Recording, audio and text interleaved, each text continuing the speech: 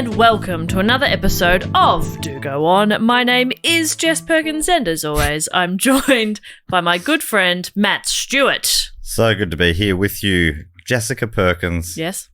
Jessica Ann Perkins. Yes. JAP. That's correct. Good to see you once again. Thank you, and you.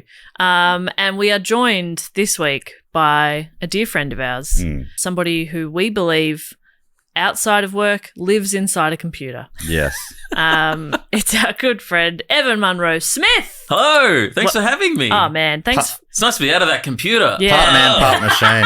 Tight in there. It's really stretching. I say part man, part machine, but there's no part of you that is man anymore, is it? Are you all machine now? It's all machine. You're so last strong time I as saw well. you were 98% machine. So we're the full 100 now? Yeah. Cool. It's fading out. I'm a machine that lives in a machine. Wow. What was the last 2% of you that had to go? Come on, mate. You know. Just my nose. Nose. Yeah, it's Yep. always that's always what people do last. Yeah, because Yep. it's been very hard I can't for smell anymore. AI Yeah. to figure out smell. It's Yeah. always like, does this room smell funny? I'm like, I don't know. I don't know. Is Who's this burning? gone? I don't know. Who's Beck? Evan, you're not on Gamey Game now. You got to explain. Because my partner, she's been on this show. She has. She won Best Evan in the 2023. That sounds like quite an upset to me. Yeah, I was surprised. Was I nominated? Oof. Yes, Okay. and yet she still won. Wow. So Okay. I've got to step up my Evan game. I think so. But Is it because I've gone machine? Is that... possibly. But by being on today's episode, it does make you eligible for the 2024 Best Evan Award. Which Beck at this point is not. Yeah, So- Beck hasn't been on yet this year. Okay. So you're in the box seat. All right. Yeah. Okay. All right. So this is feeling pretty promising for you, Just but got to hold on to this lead somehow. but we will have Beck on at some point. Okay, So right, well. yeah. Apart from when you've been inside the show, have you ever listened to this before, Evan? Of course. Do you feel comfortable explaining the concept of the show to new listeners and listeners? Listeners. Listeners? That's the hotel in Neighbours, I think. Oh, So, yeah, of course, I could explain the concept of this show. Thank you great. so Go much. for it. So every week, one of you guys, Yep. normally this would be Dave, Jess, and Matt, would bring in a report that they've written on a specific special topic. Yep.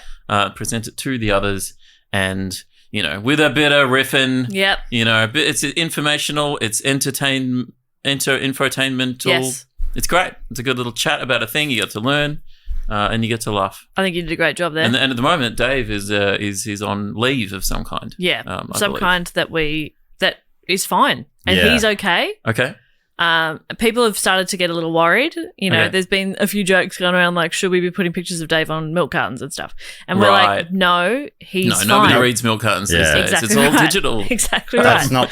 not Australian culture doesn't do that. So No. people would be like, "What is that ad for a boy for?" Yeah. What's this ad for a little boy on my milk? Yeah, what's Very going on? confused. I also don't buy milk in a carton. Mine's in like Right. a bottle Yeah, no, me Like a too. plastic bottle. Yep. because I hate the environment. Yeah. So anyway, just something to think about. It is. But we usually get on to topic with a question, and it is Oh, yeah. Matt's turn to do a report this week. Matt, do you have a question for us? I do, and Evan knows the topic, so this question is just to you. Great. I hope it's Evan's about locked out. maths or geography, because those are my strengths, and I can always answer those questions. Well, this is about probably your favourite topic, Evan Munro-Smith. Okay. You love Evan. I love Evan. I don't know if you say that on mic much, but you say it almost an uncomfortable amount off To mic. Evan? Yeah. I know, because I love to, anytime we have a conversation with Evan and then he goes back to his box, as he walks away, His I say, office. his box. I say, love you. And I wait.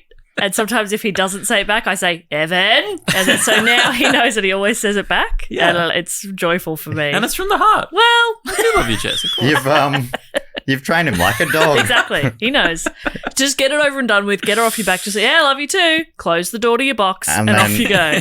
Just gives him a little chocolate treat. Yeah. That's where it differs from training dogs. All right, so the question is, Yes. Evan Munro-Smith's 3 favourite musicians, as far as I can tell. Okay. I haven't asked him. We haven't talked about this. Okay. Are 9 Inch Nails, Yes. Uh-huh. RJD2, Yes. and Who? Is he wearing merch for this Interesting. particular artist at the moment, I perhaps? can't give any clues. Because I wouldn't have known those two, but the big one I would know would be Weird Al Yankovic. That is correct. Yes! Oh, that's so cool. Am I right with the other two, Ev? Yeah, definitely Nine Inch Nails. RJD2 I do like, but I wonder if they'd be. I haven't thought about who my favorite artist would be. Nine Inch Nails got to be. That's a bit of a lock.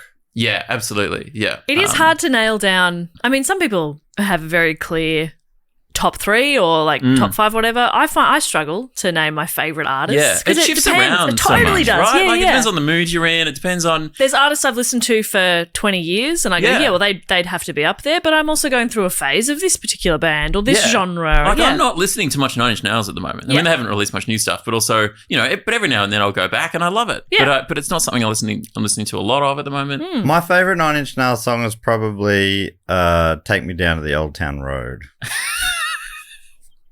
One of their most successful tracks, weirdly. Yeah. Oh, a little niche. Yeah. Yeah, it's pretty underground. You might not have Didn't heard of expect it. them to be topping the country charts there, but Yeah.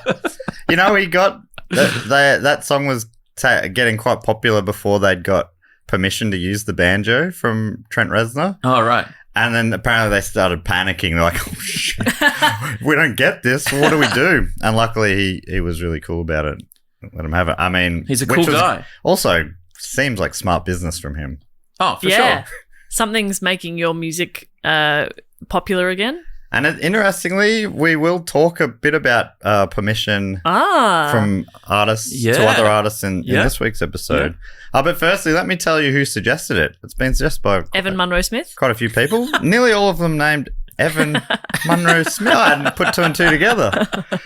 It's been suggested by Joff from LOL Radio and Colac, Kevin Packrad from New York, Quentin Charlaire from Tampa in Florida, Will Hull from England, Gregory Gritman from Nyack in New York, Jason Frey from Clearwater, Florida, Matthew Abad from Seattle, Washington, Jess Gillett-Sheether from Sydney, Lauren Joyner from Chandler, Arizona, and Gary J from the UK. Oh, that is a long list. Wow, and a lot of names we know quite well. That's right. I know Joff from LOL Radio has sent in questions to Who Knew It with Matt Stewart, where the question is which one, well, name a Weird Al. Great. Which are really fun because it means the guests get to make up a funny or bad, often, parody song title.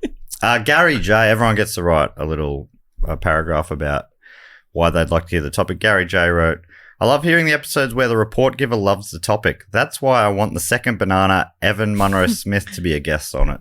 He wanted you to do the report, but at this late stage, because I won a vote on the Patreon, and when it was looking like it was going to win, I said, Evan, any chance you're free to record with us this week? Because I definitely was like, I can't do it without Evan. It would feel wrong. It would feel wrong. So I don't think I have enough objective distance to write a report like this anyway. Yeah. I think it's better for me to... But I think you are second bananaing like you do with me on Primates. Yeah. Our podcast about primates in popular culture from Chimpan A all the way down to Chimpan Z. But it's funny I can remember that now. Whenever I record it, I have no idea. You've always got to read it. But I figure you can sort of be the side reporter. So if you ever have any tidbits that you want to fill in. I'll try to add some colour if I've got Yes, you're the colour commentator to put it in a sporting... Is that a sporting thing? Yeah, or no? yeah. The colour commentator's the one who adds a bit of flavour. But firstly, Evan, just to set the table here, yes, you are a massive fan and you have been for a long time. Yeah, a long-time fan. My favourite Weird Al related story is your one about going to see him in Canberra. Can you tell it to the listeners who haven't heard it? I'm sure I've told it before. This is one of my favourite Evan stories. So, so I discovered Weird Al must have been the late 90s, maybe 99, 2000, and it just blew my mind. I'm like, I didn't realize that music could be fun. Like, genuinely, I didn't realize music could be funny. And I just loved it immediately. And so so the next time he toured Australia, which was, I think it must have been 2006, 2007. My friend Em was also a big fan, and she's like, "Oh, he's going to be on Spicks and Specs," which in Australia is a music quiz show. Yeah. And they often have musical guests on. And great show. And so we're like, we have to go be in the audience for Spicks and Specs. And so that was filming in Melbourne, and so that's the first time I got to meet him was after that show. And we were seeing him like the next day in Melbourne for this Melbourne show at the Arts Centre, and but we were at the ABC, and met him that first time, and his manager was there, Jay Levy, and he's like, "Oh, would you like to come backstage at the show when you're going to see the show?" How were you meeting him at Spicks and Specs? Were you working there at the time? No. We were just in the audience and we waited around afterwards. Right. And I think there's only one way in and out of Gordon Street. You waited at the door. Yeah. That's cool. That's such a classic. You see that in biopics and stuff. Yeah. We didn't have special access or anything. We were just very patient. I can't remember how long it was, but it was quite a while that we were waiting there, and we were like, were there many of you waiting? No, I think we were the only ones, but there might have been one other person who I think Em was friends with who was also a big fan. So that was such a thrill and amazing to get invited backstage. It's because my friend Em there's also a bit of a campaign, not sure if this will come up, to get him into the Rock and Roll Hall of Fame. And so we were doing a bit of just rallying on the forums and being supportive of that. So I think that's partly why they were like, come and hang out sort of thing. I don't bring that up. Do you want to talk about it now? All there is there's a big fan campaign to get Weird Al into the Rock and Roll Hall of Fame. It seems like he's had such a long, successful career that it seems like such a natural thing, but he hasn't.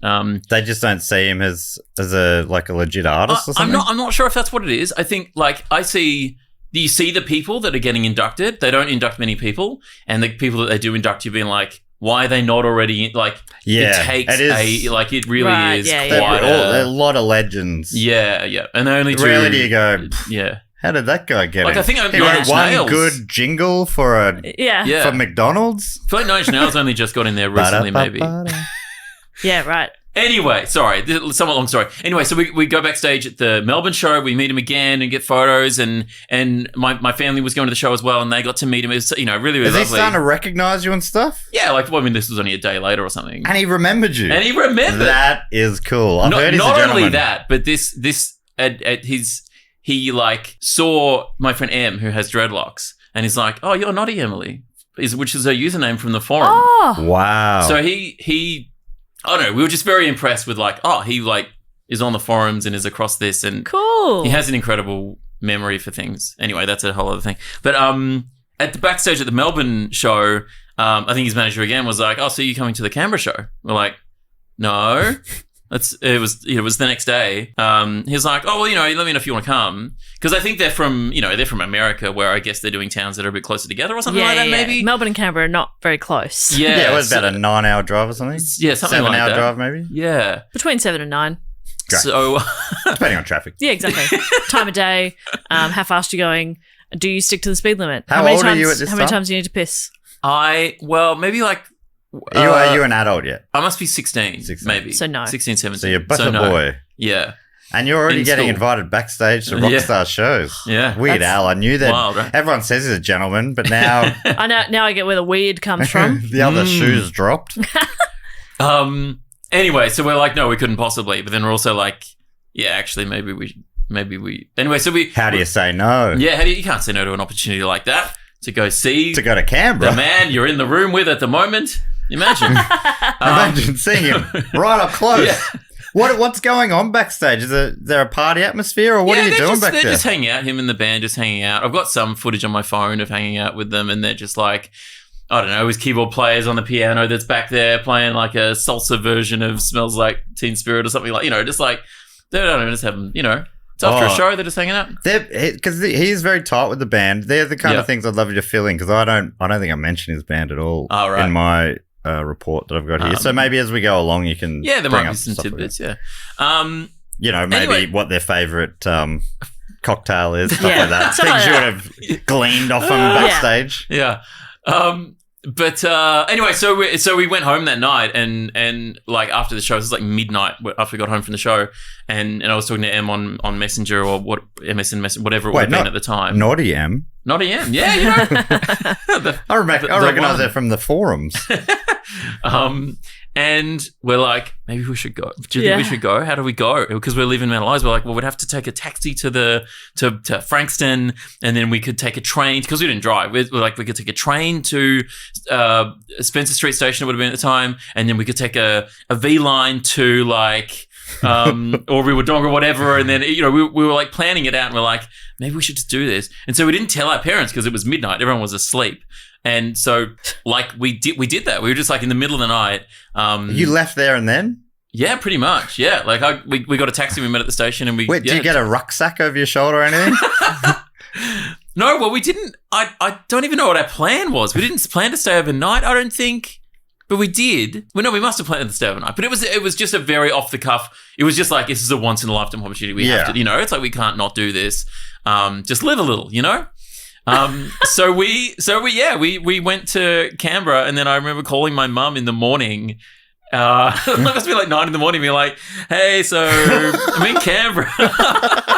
Was it a school day or something? No, it was like I think it was must have been a Sunday, but no, maybe it was a Saturday, but it was a weekend. Yeah, but she was quite. She would have thought you were taking the piss at first. She was she's pretty surprised. She wasn't happy about it.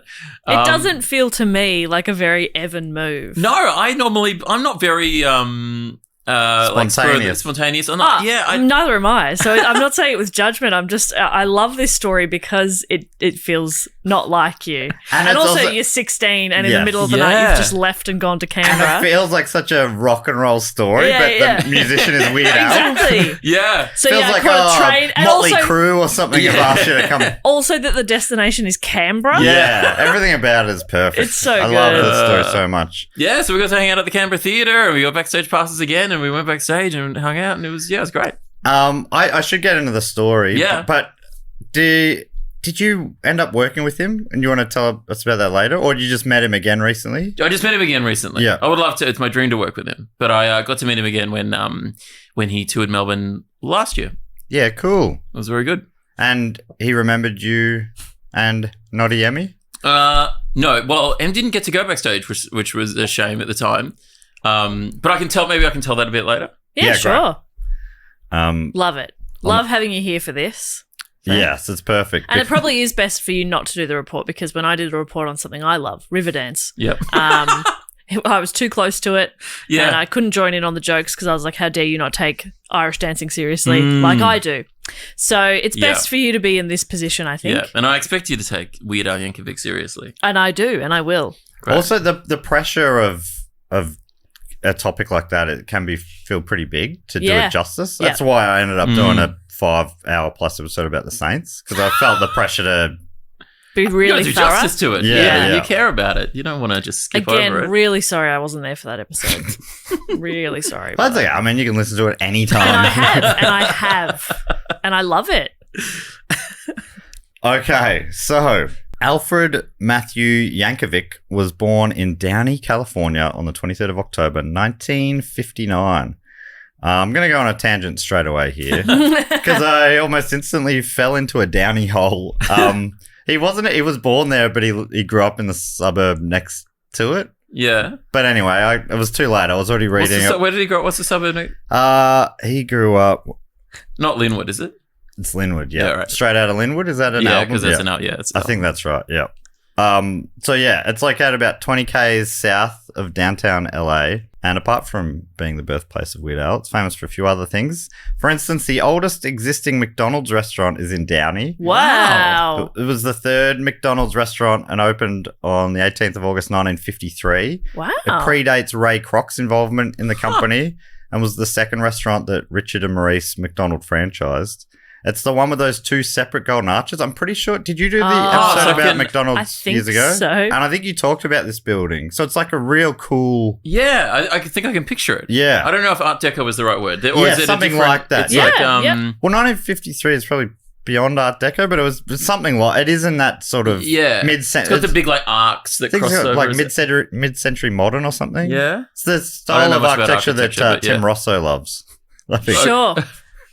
From American Rosso. Oh, right, of course. Yeah. He's done like documentaries about it and stuff. Okay. Cool. Anyway, yeah, so I thought that was pretty interesting. But also, the 1950s is a big decade for Downey. Weird Al was born. That old McDonald's was built there. But also, Downey was in the papers in July of 1955 all around the country because of a strange mystery. Oh. I'm going to read you an article dated Tuesday, the 5th of July. It was reported on in the Michigan Daily right across the country. Wow. And the headline was, disappearing hoses annoy Californians. Now, I just want to double check that their word for hoses is the same as ours. Yes. Like garden hose. Garden hose. Like a way to get water from a tap to somewhere else. Or a bong to your mouth. Correct. Is that how bongs work? I don't know. I don't know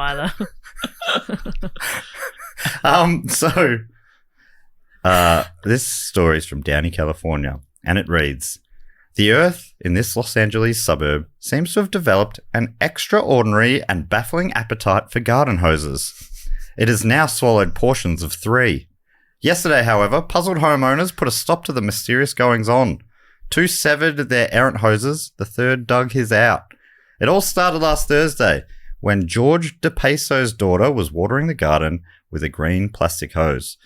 When she stuck it into the dirt, she was unable to pull it out. I don't know how she's watering this garden, to be honest. You can just do it from like a top. Yeah. You know, you can just sort of sprinkle. You don't have to shove it into the roots. Yeah, it gets there. Yeah, that's right. You can. You moisten the top, it'll get down. The pressure of the hose also, can deliver it from. Yeah. You could stand up. Yeah. You don't have to shove it. I normally would. Yeah. I haven't watered a garden in a long time, but mostly anyway, because of the housing crisis, and I live in an apartment with a balcony. Yeah. Also, there's rain. There's rain. That's what I would think. With internet connections, I think it's better for the connection to be direct to the house rather than she's sort of. Yeah. We got to tell her about you can water the garden to the node. Yeah. It's very niche Australian terminology there. But our internet's not very good. But the government a few years ago had this great idea about we don't need to deliver it to the house. We can deliver it to a node. Yeah. And then you can pick it up from there with like little strings. Yeah. Or maybe we could just have a guy there who could yell out things you're downloading. Telepathy. Yeah. The Liberals thought you could get away with wireless watering, but it doesn't really work. Yeah, that's right. Anyway, so she put it in the dirt, wasn't able to get it out. Even worse than that, it started burrowing downward. Oh. The hose has been heading for China at a rate of 2 or 3 inches an hour ever since. So hang on, the hose is getting sucked into the ground? Is that what's going on? Yeah. Wow. Jeez. Until yesterday morning when DePeso got fed up with all the publicity his hose had been getting and chopped it off. More than 2 feet of it had disappeared. Whoa. Before he just said he chopped it off and let the ground take the rest. Yeah. Meanwhile, 2 other nearby residents reported similar vanishing acts. Calvin Barham of nearby Norwalk, sorry if that's not how you say it, said he stuck his hose a couple of inches into the ground to water the roots of a tree. Again, just... It'll get there. Yeah. It'll get there. Trickle down water economics. Correct. When he returned an hour later, 2 feet had been sucked down and he couldn't pull it out. Yesterday morning, with 5 feet gone, Barham got curious and started digging. He says he found the end was embedded in soft sand, which apparently created enough suction to hold the hose solid. He reckons that claim solved the mystery, but authorities, however, said they are baffled by the disappearances. No one seems sure what force draws the hoses downward. It is a long article. Nearly done. The third case was that of Mrs. Robert Breeze. I love how they used to do that. Yeah. You used to get, not only you got the Mrs., but you also got your husband's first name. You get a new surname and a new first name. You got their entire name with an S added to the Mr. Yeah. It's pretty cool. That is really cool. Bring it back. I agree. So anyway, Mrs. Robert Breeze of Downey stuck a hose in a hole to try and drown a gopher. When she returned, found 15 feet of it had disappeared. 15 feet? Yeah. I'm reckon it's the gopher. I think it's the gopher. I think it's got to be the gophers. They're fighting back and fair enough. You're like, I was trying to drown a gopher and now my hose has got... You were trying to drown a gopher. Now the gopher's stolen my hose. Well, I think that maybe you've asked for it. I think they're entitled to I think you gave the gopher your hose by shoving it in its hole. If I was a gopher and I saw a hose poking into my house, I'd say thank you so much. Thank you for the gift. I was actually going to smoke a few cones later. Okay, I was going to say my kids have been asking for a pool. Yes. And now I can fill it. Exactly. With bong water. So she was unable to pull it out even with the help of 3 big neighbours. Wow. But apparently Mrs. Breeze put a quick end to the nonsense, declaring she wasn't going to lose any more hose, and she chopped it off and filled the hole. So it was they never really figured out what it was. Some people think it might have been an underground river sort of thing, and the pressure of the water dragging them, but... Wow. But so then why are they bloody watering their plants if there's already an underground river under there? I mean, come on. Jeez Louise. Anyway, yeah, like I say, I got stuck in a hole, much like a Downy hose. Yeah, yep. like 15 feet of hose. Just finally about Downey. I'll move on. Shout out to anyone listening from Downey. Did Weird Al have a pretty dull life and you're just needing to pad early? He didn't even grow up there. He was just born there. I hadn't even started researching. I was distracted and But anyway, yeah, he's not the only music legend from. There's sort of the Downey triumvirate, and there are three. Robert Triumvirate. Robert Downey. Robbie Downey. Yeah, Robert Downey. Metallica frontman James Hetfield was born there, and Slayer guitarist Kerry King went to high school there. So they're the big three. Okay, yeah. They're the big three of thrash metal. Yep. Anyway, we're not here to talk about them. We're here to talk about another rock god, Alfred Matthew Yankovic. Yep. Or Yankovic. Yankovic. He was born in Downey. According to Renee Ostberg, writing for Britannica, he grew up in Linwood, California, the only child of Nick Yankovic, a factory worker, and Mary Yankovic, nee Vivalda. A stenographer. Yeah, right. worked as a secretary and a stenographer. There you go. Now I'm going to talk for about 10 minutes about stenography. Great. I've never understood stenography. They're the ones that just, you're with caught that weird typist, machine. Oh, yeah. And they just, it's like you're just able to type really, really quickly because of this sort of shorthand you get from the machine. Yeah. It's like, I don't know, it blows my mind. It is amazing. they're even more machine than you. It's like, I guess the machine is or the stenographer is? The stenographer. Okay. It must be just like learning another language. Yeah. Because certain combinations of keys make certain words. Yeah. And it's pretty amazing. Yeah, because you're pressing multiple at once to do that. Yeah, it is really interesting. But now that I think about it, it's probably one of those professions that's fading out thanks to AI and voice recognition, etc. Maybe. I was only joking when I said we're going to talk about that for 5 minutes. Sorry. Osberg continues, in the liner notes to his compilation album Permanent Record, Al in a Box, from 1994, Yankovic recalled that when he was 6 years old, quote, a door-to-door salesman came through our neighborhood, trying to solicit business for a local music school. Kids were offered a choice between guitar lessons and accordion lessons. Since Frankie Yankovic, no relation, was America's poker king, my parents opted for accordion lessons, perhaps because they figured there should be at least one more accordion-playing Yankovic in the world.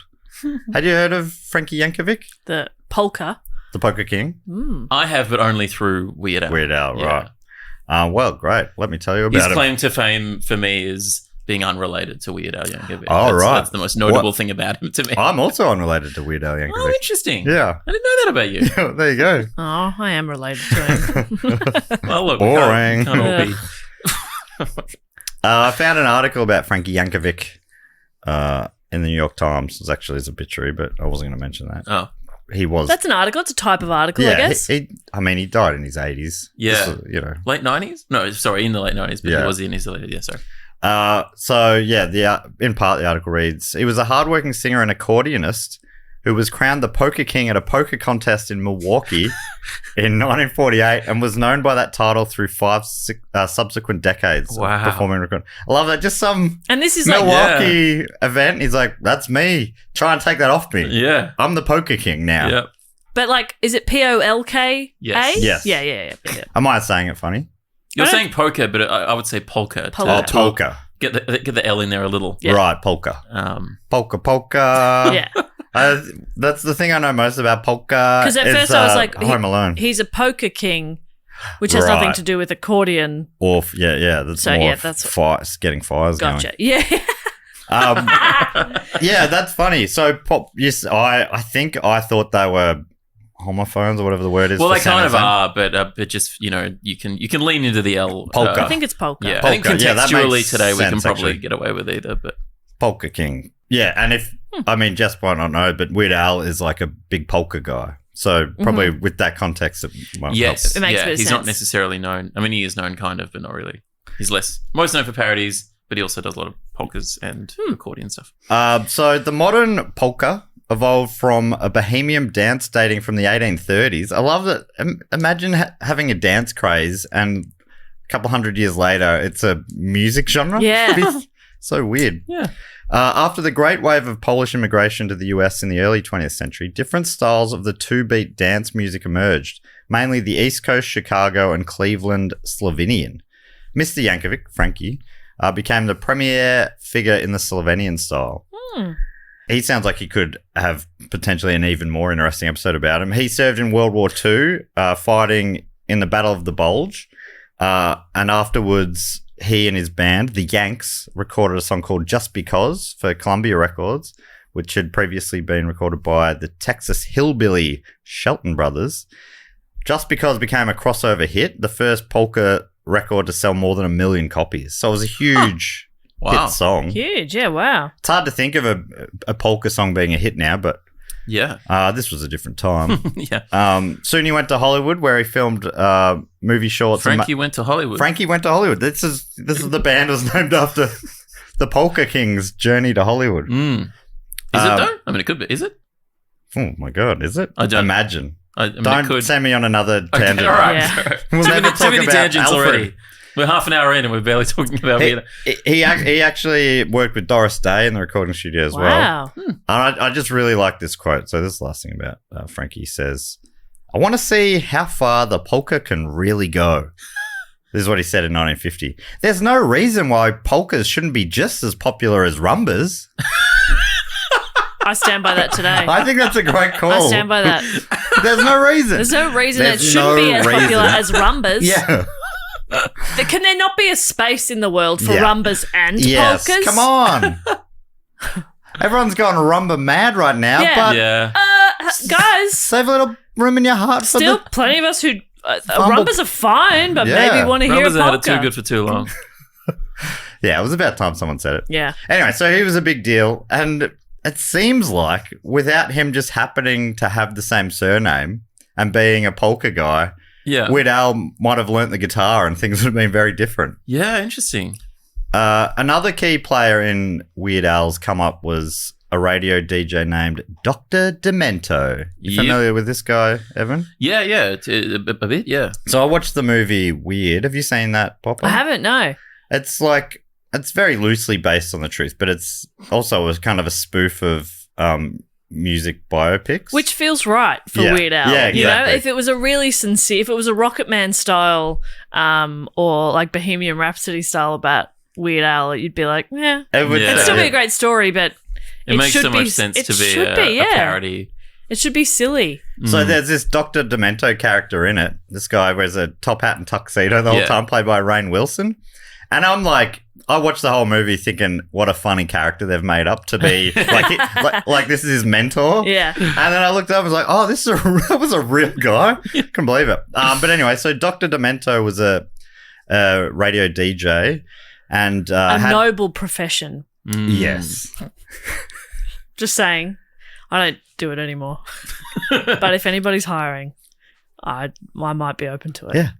Just I can press buttons. Get in touch. Get in touch. You come to me. I'm not coming to you. If the good doctor is listening. If you're listening, doctor.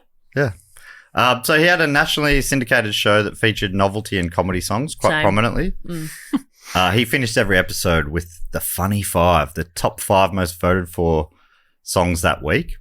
According to Daniel Kugler, which is one of the best names I've come across, writing for Britannica, Dr. Demento was born Barry Hansen on the 2nd of April, 1941. It is less fun. Yeah, he's from Minneapolis, Minnesota. Minnesota. In 1970, Hansen's friend Steven Seagal, a disc jockey at the... I assume a different one. I was going to say. A disc jockey. I don't know. He has had a lot of jobs, I guess. I mean, his name's also spelled differently, but still. Oh, okay.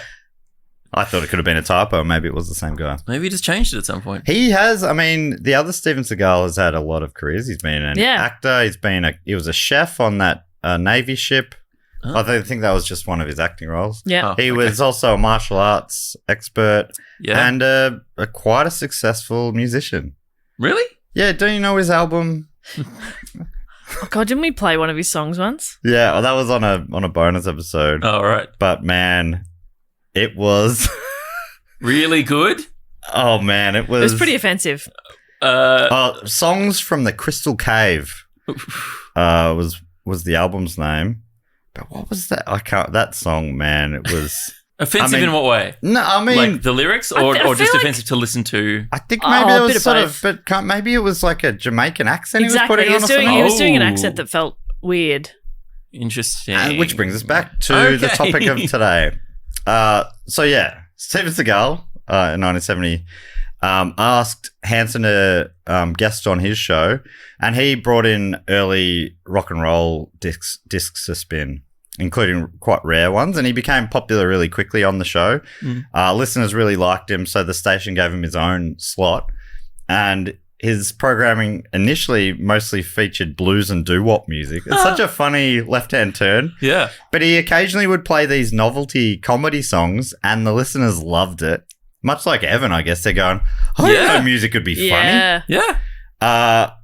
And one particular favourite was called Transfusion by Nervous Norvis, which was a sound effects-laden novelty tune about a daring but reckless driver. And it just blew. He got so popular for playing an obscure novelty song. Yep. In a 1980 interview with the Washington Post, he recalled that the radio station's secretary said that he would have to be demented to play Transfusion. Everyone else at the station had a nickname, such as Outrageous Nevada and Obscene Stephen Clean.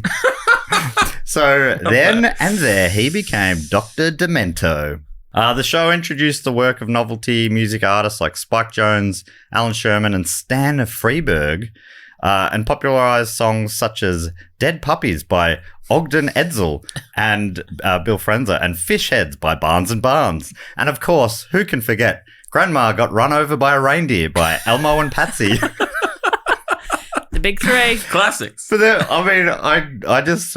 The more I read that he'd played, the more I had to put in the list. There's also other classics like Hello Mudder, Hello Fudder by Alan Sherman, which The Simpsons featured when I think... Here I am, man. Camp Granada. Yep. He switched their... the answering machine tape. Yeah. Marge! Is Bart at Camp Granada? Or something like that. Something like that. Lisa. Doesn't matter. Yeah. Also, we all remember the cockroach that ate Cincinnati by Possum, or Pencil Neck Geek, performed by professional wrestler That's what I call Fred Dave. Blassie. Or Making Love in a Subaru by Damascus. The Curly Shuffle. That's just a Thursday night for me. By Jumpin' Saddle Band.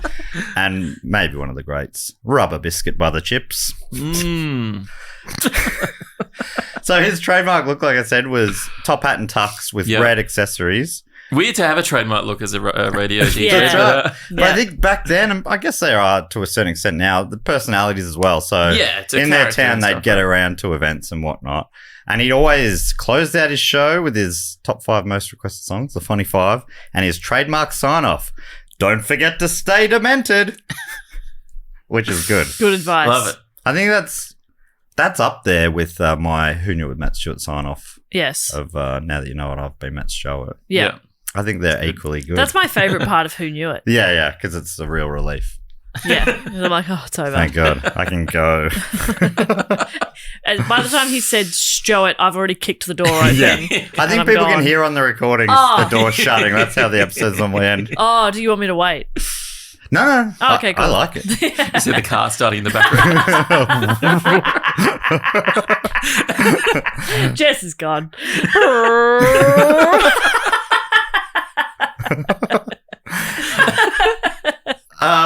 So Yankovic is a kid and he's listening to this show and his world is being opened up. He's loving it. Yeah. According to Osberg, his favourite artists on the show, these are some of them I mentioned, Spike Jones, Alan Sherman, Shel Silverstein, and he was also influenced by the British sketch comedy series Monty Python's Flying Circus, previous topic of Do Go On, as well as musician Elton John, previous topic of Do Go On as well. Those are both mine, I think. Yeah. You're a big influence on Weird Al. I was just talking about things I liked. You and Weird Al, huh? Yeah. You both like Evan? I mean... You both remember Evan the day after you meet him? Yep. Like is an understatement of how I feel about Evan. I really like him. Yeah. Really like he's him. All right. In 1973, Dr. Demento went to a high school to talk, and that high school had a student named Alfred Yankovic. Whoa. That'd be pretty cool. I wonder where this is going. So that would have been like if Tripod came to my school, you know? Yeah, Did they? that would have been exciting. That would Tripod your Weird Al? Oh, big time. Yeah. I was on the forums on their website. Yeah. I made friends with people on the Tripod forum. I emailed them a lot. Wow. And they nearly always responded. They were Really? lovely to me, yeah. That's so nice. They're so nice. Yeah. And in starting stand-up, would kind of talk to people and be like, oh, you know, I loved Tripod. And it's so nice the amount of people go, yeah, same. That's why I got into it. So many people. Yeah, me and So Beck are the cool. same. Yeah. Their afternoon slot on the Triple J Drive, where the Bevan the musical. Yeah. That was and that they did was the song big. in the song in an hour challenges and stuff. Yeah, that's what that was actually. Yeah. That was with Peter Hellier. that was with Yeah, on American Rosso show, I think initially, who were my other early musical comedy, even though they were only partially that, but I bought American Rosso's Teenage Mullet Fury EP. Yeah, wow. I'm still kind of starstruck whenever I get to see the Tripod You guys. had freaking Gatesy on Gamey and I lost my mind. He watches the show. And I can't believe that. Yeah, he's it's still Alistair's, beside myself. Alistair's going away to Canada thing. Yeah. Whenever it was, a few months ago.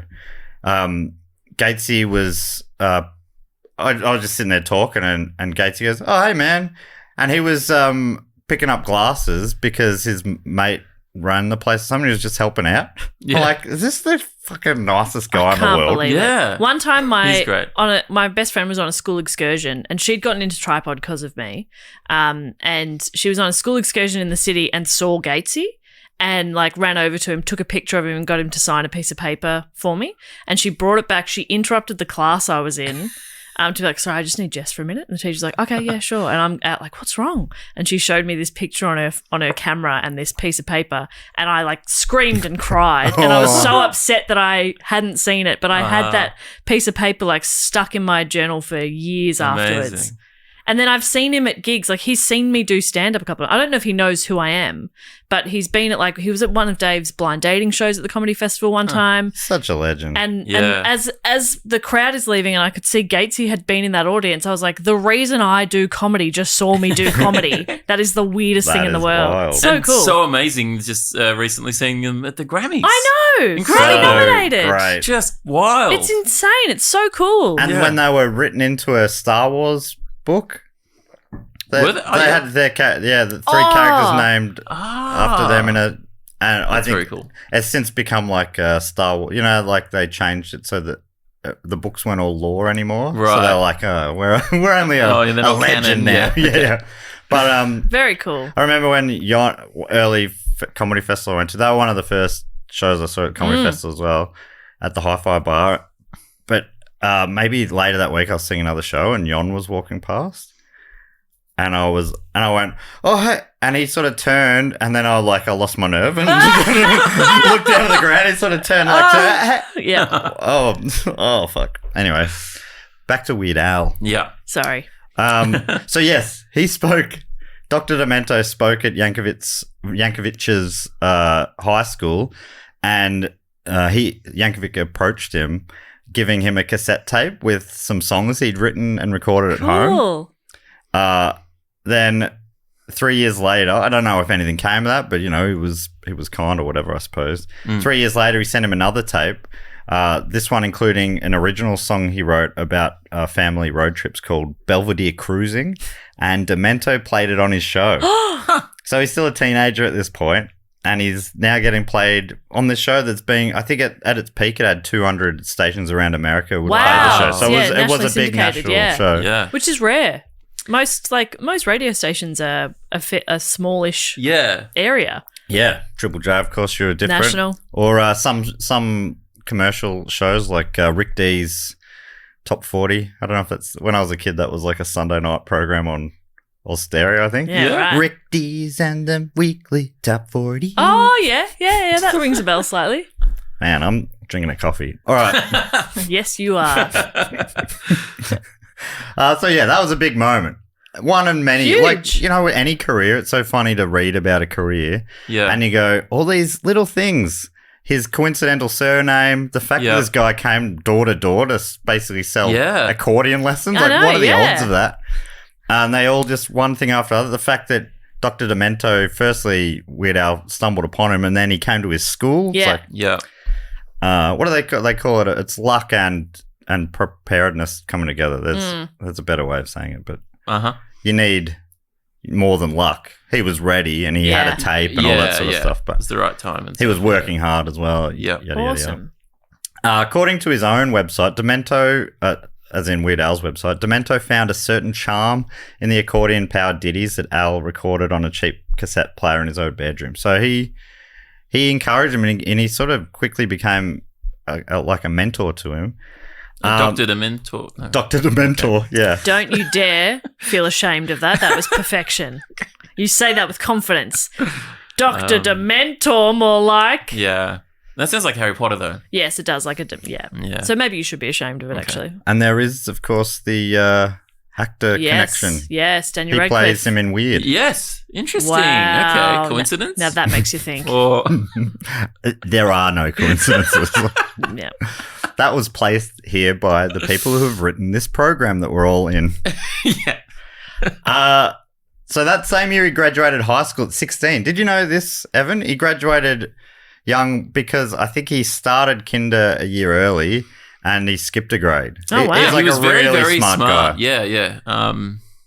One of the, I think maybe Gregory Gritman said in his suggestion that he was a valedictorian. Yeah. What does that mean? Top of your class kind of thing. Yeah. Highest grades of your class. Yeah, it makes sense you wouldn't know what that means. Never even heard the word before. So I was going to say most comedians are quite smart. Not all, but in Australia, I'm pretty sure we call it the ducks, but that's okay. That's true. Yeah. We do. That's right. Which you still weren't. No. I think I was actually number 2 in accounting, weirdly enough. Really? Couldn't tell you anything about it now. I was number 1 in drama, can you tell? Yes. Because I love to stir it up. You're a really good actor as well. Yep. You should do more of it. I'm very good. If anyone is... I'm not good at all. I think if anyone's casting films, like, proper, Hollywood films. We're talking about budgeted films. Quirky Best Friend? We're talking about big dollar productions here.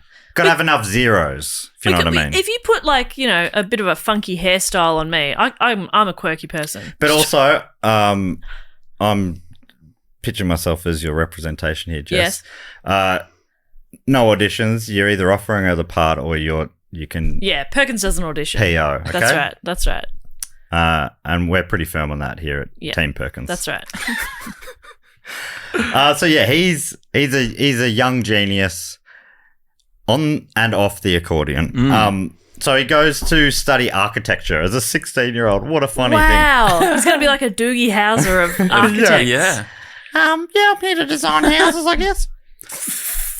While at uni, he started working as a disc jockey for the campus radio station, KCPR. Love American radio stations' names. I love campus radio. Feels like we're in Frasier. Whereas Dr. Demento's radio station was KPPC. I was like, oh, yeah, they're different. I have to double check. Wait, is Dr. Demento just a student? No, he was on a big professional one. And this is when he started using the nickname Weird Al as his on-air moniker. I like it.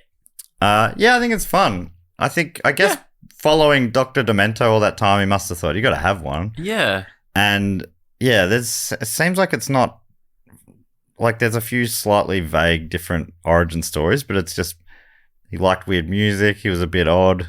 Yeah. And he was doing parody songs and stuff. So he got that. But he had the name from, pretty early on. Yeah. In 1979, during his uni days, he wrote My Bologna. Or how do you say that? Bologna? Yeah, Bologna. Yeah. Bologna, yep. A parody it's got to rhyme with Sharona, really, for what it to is work. It, Bologna?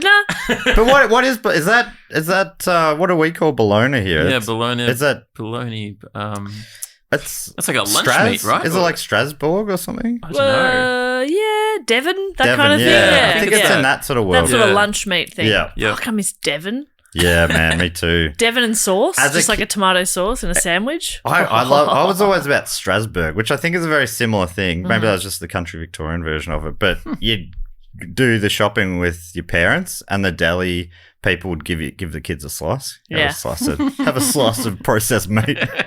Thank you. The best. I love shopping with Mum. Yeah. Get my meat. Get a slice of meat. Oh, yum. That'll keep me going. Oh, that's just what I wanted, Mum. I'm going to be a very good boy the rest of this time. Oh, man. That's what I would say. Great times. Now I go shopping by myself. Nobody's giving me free meat. No one's offering meat at all. That is disappointing. Yeah, what the heck? Come on. So he actually recorded My Bologna in the toilets across from his student radio station, KCPR, because he really liked the acoustics in there. So if you were happen to be wandering past and going for a piss that day, Yeah. you're like, might want to give it a minute. This guy's really trying to force one out. Like, jeez, mate, you sound like you are backed up in there. That was a spot on accordion too. Yeah. My Bologna became a huge hit on the Dr. Demento show, and I believe it topped for multiple weeks the Funny Five. Wow. So it's the most voted for song for weeks on end. Incredible. So he's gone from this kid who loves this show. It would be so... It's like you hanging out with Gatesy, probably. Yeah. It's like surreal. Yeah. And also, like, it's so nice hearing the early stuff too, because like artists like this or big musicians and stuff, after a while being played on the radio is like, it's nothing. But the first time or, you know, like the first few times getting played on radio is so cool and exciting. Yeah. And he's so young and it's really cool. Yeah, it's so sweet. Apparently, this story's told differently, but the Knack actually got onto the song. The Knack, the band. The band, The Knack, Wow. yeah. Who Did My big Shrona. hit was My Shrona, and Molly Meldrum famously said the next Beatles Wow. when My Shrona was a big hit, Okay. which of course became their one-hit wonder. The next Yeah. Beatles. I mean, I'm sure Molly made some good judgment calls in his time, but that might not have been one of them. Yeah. Do they do All Day and All Night? Is that the Knack? That's as the well? Kinks. Oh, it's the Kinks. Maybe they're the next Beatles. I think they were contemporaries of the Beatles, but yeah. Oh, okay. Have we had the next still Beatles? be- Like, I don't think so. The I don't think Beatles that's what we refused to have. leave. yeah, they're that's still true. releasing They're still music. going. Yeah.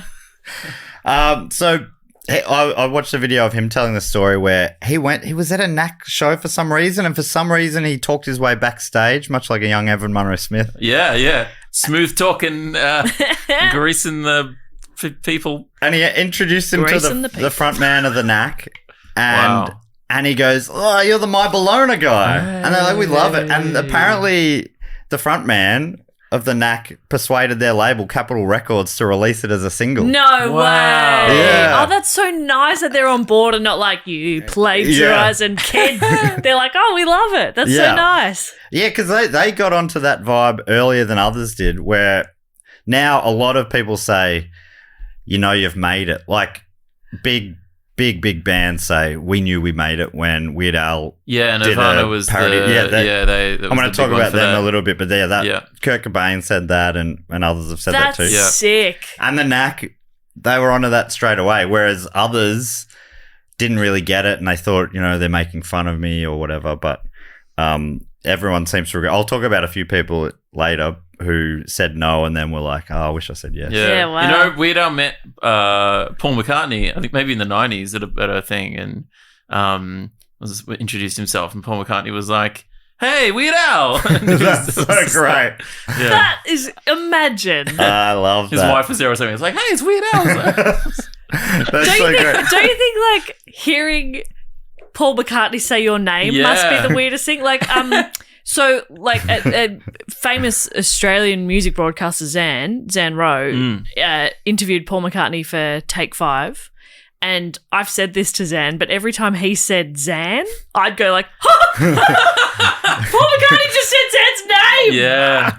And I just go to work one day and Zan's at her desk and I'm like, Paul McCartney said your name like 5 times. It's just so can't So get your head cool, around it. yeah. Yeah. Like, yeah, that's really interesting, Zan. Because then I'd be like, no, I said your name, Zan. Yeah, Zan, I picked up the bass guitar Yeah. and I said, And I went, plunka. I said, oh, yeah, you know what, Zan, I thought it could have been a little hit song that we've I was written like, by. he's saying Zan's name. wasn't enough that she's interviewing one of the biggest musicians of all time. It's the fact that he said her name. So can you imagine Paul McCartney being like, Weird Al? You'd be like, well, I'm dead. I'm gone. Goodbye. Yeah. According to WeirdAl.com, by the time Al graduated from college, he not only had a modest cult following from the Good Doctors radio show, but he also had a couple of nationally released singles. So he had My Bologna and also Another One Rides the Bus. Classic track. Yes. They're not all food related. No, he did have a reputation there for doing food songs, but which is deserved. He has done a lot of his big hits. He had a whole album, food. the Food album, which was a compilation of his food-related songs. But he's not all food. He's not all food. Sometimes it's about a bus. After graduating, he decided architecture was not for him. Good to have spent a lot of time in it then. Yeah, and I imagine a lot of money over there. So and here it's just you just have to pay it off forever. Yeah. I think they actually do that there too. It's great how much they encourage 17-year-olds to take on huge amounts of debt and normalize it and go, there you go. Pay that off until the average is what, 37? Something pay like that off. Enjoy. Yeah, I think I'll be a bit older by the time I pay mine off, but something like that. Yeah, it's wild. I think he was thinking, this is great fun. I love making music, but I can't have a career in this, so I need a job. And that's why he was going with architecture. But while he was there, he had these songs that kind of blew up, and he's like, you know what, maybe I could make a living out of this.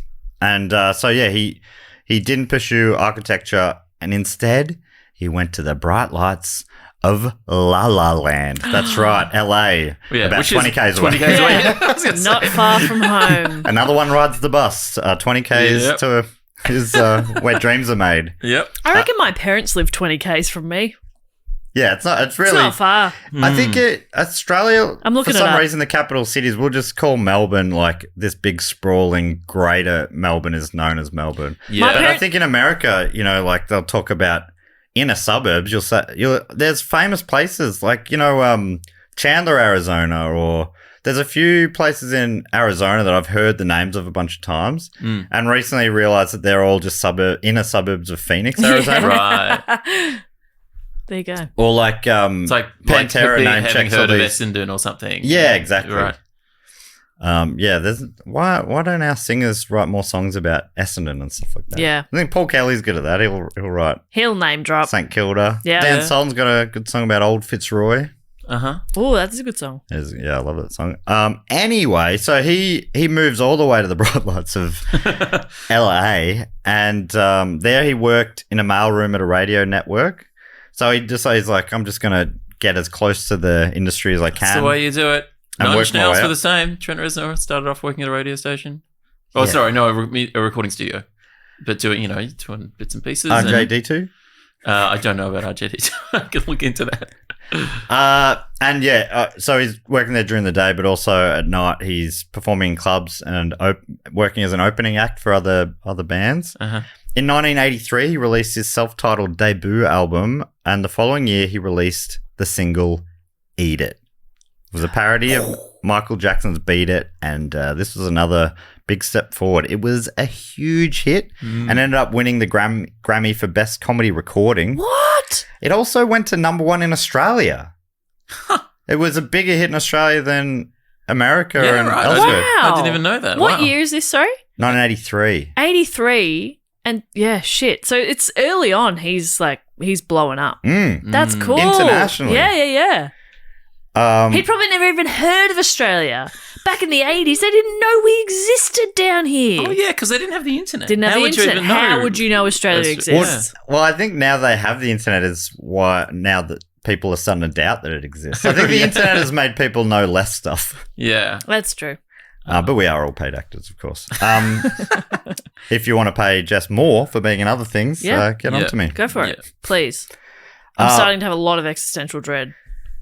So he's big here, obviously. I didn't realize he was so big here. What kind of venues is he playing in Melbourne? So like Hamer Hall or the Palais, the two places that I've seen him. Pretty big, be the pretty biggest, big venues. Other than stadiums, they'd be the bigger of the theaters. Yeah, the biggest before hitting arenas. Yeah. Well, the Palais is thousands. Yeah, Palais is about 3,000. Yeah, it's where big comedy acts might play. Same at Hamer Hall's probably similar. Yeah. Yeah. There wouldn't be many like Couple of comedy nice acts that would rooms play as more well. than that. Yeah, I've seen Billy Connolly at Hamer Hall. Yeah. Yeah. I saw the Finn brothers. Ronnie at Hamer Cheng Hall. played Margaret Court, but Yeah, true. I don't know if I love. I don't think I would enjoy comedy in an arena. It's a different vibe. Yeah, I think it's similar. Even music, I prefer. Yeah, I saw Flight of the Conchords Not too big. at one of the stadiums. Really. And a while ago. But yeah, it just wasn't. It's not as good. No. And it was great seeing Weird Al last year at the Palais. It's just such a nice vibe, nice venue. He has a bigger show as well. He does costume changes and all that sort of stuff. Yeah. Flight of the Conchords is sort of sitting on stools and strumming guitars, right? Yeah. He often will do their humor multimedia is in their extravaganza. faces and stuff. yeah, whereas, if you can't see it. Yeah. Anyway, weird to see him at a stadium, but Yeah. But hey, I mean, we wish him all the best. I mean, if you can sell it. exactly, Yeah, if you go can for sell, it. yeah, You'd have to be I in don't blame town him. doing shows every night for 2 weeks to get all those people in. So why not do one Yeah. big night in a stadium? Sure. yeah. But yeah, it's not usually my preference. There's not many comedians I'd be like, yes, I will go to a stadium to see you. Yeah. So Eat It is huge. Yeah. And a Yep. big part of this, according to Osberg, is its music video. It was a humorous shot-for-shot remake of the Jackson video, which recreated the original dance's choreography, setting, and wardrobe, complete with Jackson's iconic red leather jacket, glittery socks, and black penny loafers. The song appeared on Yankovic's second album, Weird Al Yankovic in 3D, which came out in 1984, went platinum, selling more than 1 million copies. So he's hit the big time. Wow. Osberg doesn't mention it, but I saw in an interview with Weird Alfred that I think he even got the same. I think Jackson was very supportive of the idea, and they got the same set. They recorded on the same it's set. the same place. It was just before they were about to take it all down. Yeah, right. And they're like, oh, if we can use that, that'd be great.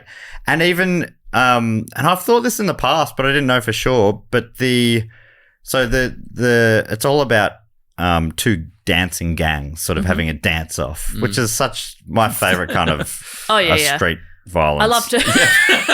It's the Me too, low, actually. the You low don't even mention clicking it. sort of. Yeah. You know, Yeah. Oh shit! but the head of the other gang that Michael Jackson fought against in the original, he was also the choreographer. Oh. And he appears opposite Weird Al in Weird Al's version as well. He got the exact same guy. That great. rules. Yeah, I it's like real that. fun. So yeah, he's killing it. And his run of success continues with 1985's Dare to Be Stupid, which also went platinum with parodies such as Girls Just Want to Have Lunch. That's true. Parodying That's right. Girls Just But Want that's to the Have Fun. thing. That's what's so good about comedy. Yeah. Is the best comedy lies in the truth. Yeah. You know? Yeah. And Mirror girls to do society. just want to have lunch. Yeah. You know? That's what it all comes down to. It's all I'm ever thinking about is lunch. Right. Yeah. Yeah. That's probably a cut scene from the Weird movie, but it's him going, Girls Just Want to Have Dinner? No, it's not quite right. He's screwing up paper. Yeah. Come on, think. It also has Like a Surgeon, parodying Like a Virgin. Yeah. And yeah, so Al, he says that he does not want people to suggest him ideas. He actually has people go through his fan mail and they'll take out any letters that suggest parody songs. So he never reads them because he doesn't want anyone to think that he's stealing their ideas or whatever. So he never reads those ideas. But this is the only occasion where he's ever used someone else's suggestion, and it was suggested by Madonna. Okay. I think that's probably fine. Yeah. Because apparently, at the time, when he was told, like, I think maybe a mutual friend heard her say it. She was saying it, and they passed it on to him, and he's like, yeah, that's perfect. That's actually really good. That's actually very good. Yeah. Because there's not that many things that rhyme with virgin. So surgeon's pretty good. Yeah. Yeah. Like a sturgeon. the fish. Yeah, that's all I could really. Like a sturgeon. I reckon another scene from the movie. Something about merging. Yeah. Like a mergin. Not as good. Not as good. Yeah. Surgeon That's was why the, he's he's the living king. legend. That's right. surgeon was the right way to go. So he is most famous for his parodies, but this is something that Evan taught me a few years ago. His albums all feature original tunes as well. Is that right? That's right. Well, Apparently yeah, about half of the songs on his albums are originals. Yeah. so he writes the music and the lyrics. Yeah. A lot of them are what he calls style parodies or pastiches. So they'll be, that's right. Like there's a Devo one that it's not a Devo song, but it's... You listen to it and you're like, that's a Devo. Like Dare to Be Stupid, I think, is one of those. It is a Devo. Is like, you listen to it and you're like, he's clearly going for Devo there. Bob is as well, and Genius in France. I don't know who Genius in France is referring to. Great song, but I'm not sure. So there's still sort of funny songs? Yes. Yeah. All his tracks are comedy tracks. Yeah. Just trying to think if there's any that aren't. But yeah. And so a lot of them are these style parodies. So they're like there's one that's he does a 9 Inch Nails style parody. It's a Frank Zappa style parody. Interesting. Okay. Who he has said is that they're normally, from what I understood from one of his interviews, was they're normally acts that he just really likes and admires. Yeah. And Frank Zappa was like an influence on him. He loves Devo, so I think that's why he style parodies them. Where he's off, I think he is more concerned with the direct parodies. They have to be big zeitgeisty hit songs for him to make work. Usually, is that right? Yeah, he's usually parodying hits. Not always like mega hits, but like it's just a smart thing to do, right? Like leverage off what's popular already. But it was interesting as a kid listening to it. I kind of wouldn't really know a lot of the ones that he was parodying anyway, because they're like references to songs from that maybe were older or whatever. I think weirdly I knew 9 Inch Nails at the time. That I must have known 9 Inch Nails at the time. That I heard that his 9 Inch Nails style parody, Closer or something. Oh no, it's kind of a mix between Terrible Lie and Closer. Yeah. So it's like. Which is what would have been 9 Inch Nails' big hits at the time. So it's, he sort of grabbed a couple of those, like the melody's kind of like this, the sound of its structure of it's kind of like this or whatever, and he's sort of mushing it.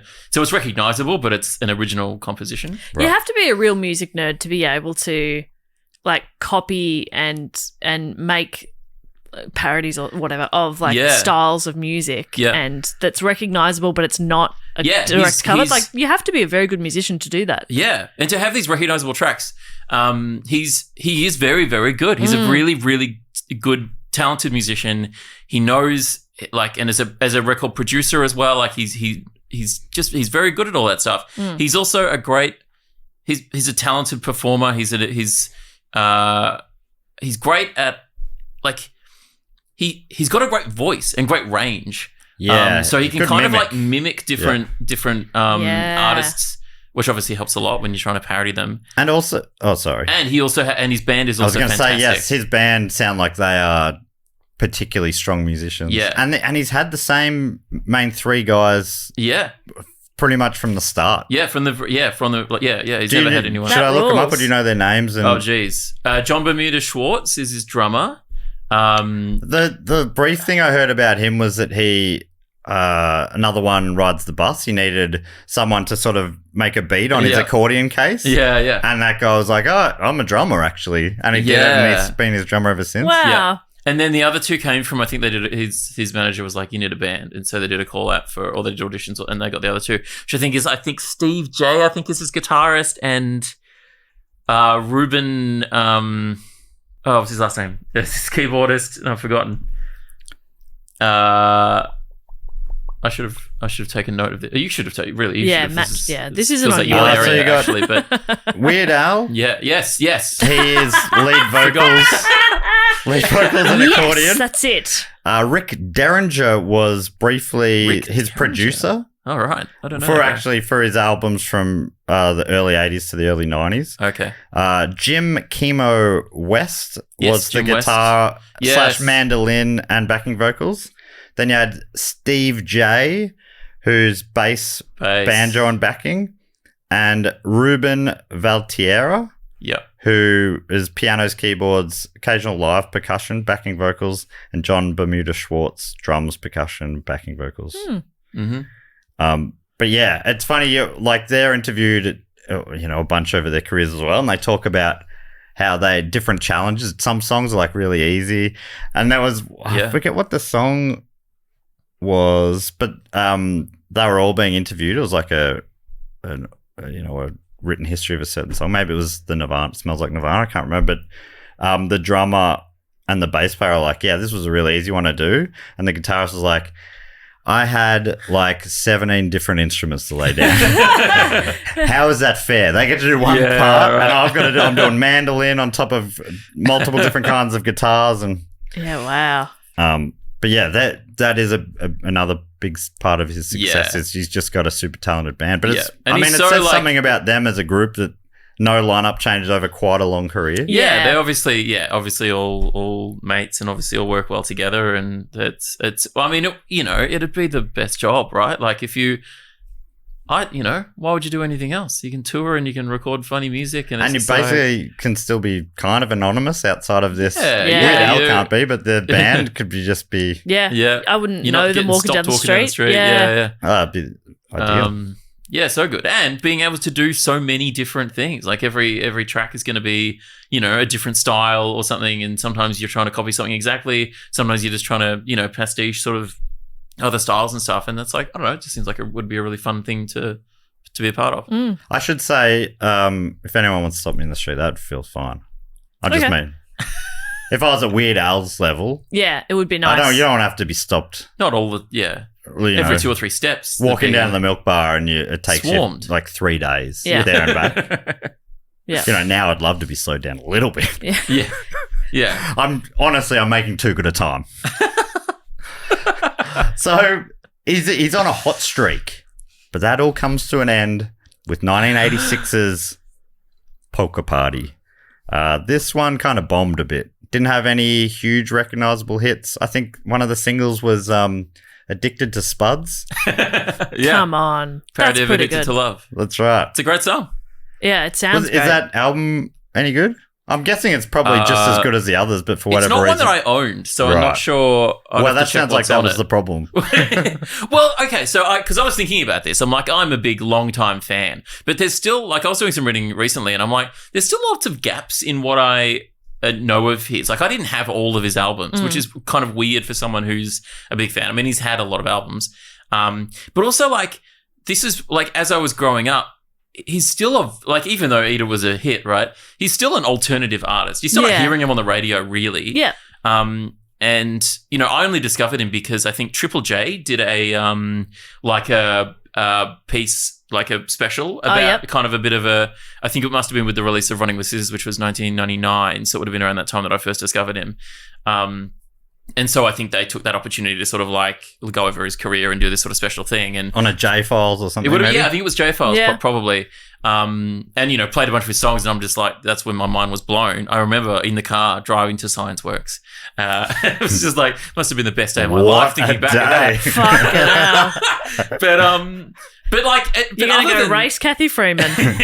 And for people out who aren't from Melbourne, it's a science museum. Kids museum, but interactive science museum. It's my favorite place to go for school holidays, whatever.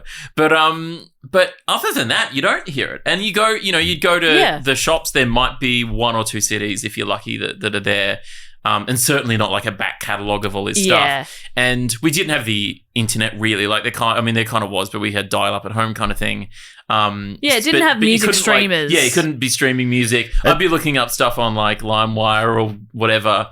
But I don't know if you mentioned this, but there was a big period where a lot of people were doing like parody songs that were like, and they were calling it, they were misattributing it to Weird Al. And so when you would, at my age then, like when I was first getting into all this, it was, you kind of didn't really know. You're like, this sounds like it's probably Weird Al, but it could be someone kind of doing Weird Al kind of thing. Or it's funny, that's addressed on his facts page on his website. Oh, yeah. Which is like, I'm sure it's, flattering for him, I guess. But it meant that like trying to like growing up that, there's still like, that you didn't have access to all this stuff. Of course, I desperately wanted the Al in a Box permanent record, which was a big collection of, that you mentioned earlier, a compilation of all this stuff. But, you could only get it for like hundreds of dollars online. And as a kid, I'm just like, well, I'm never going to have this. Yeah. So I just, there are still gaps in my my Weird Al. And I've, it's stuff that I've rediscovered later, I'm like, oh, there's a whole album that I just didn't, I heard maybe 1 or 2 tracks, but hadn't heard some of those deep cuts, which is kind of a nice little treat. That's such a good point, though, with like physically buying music.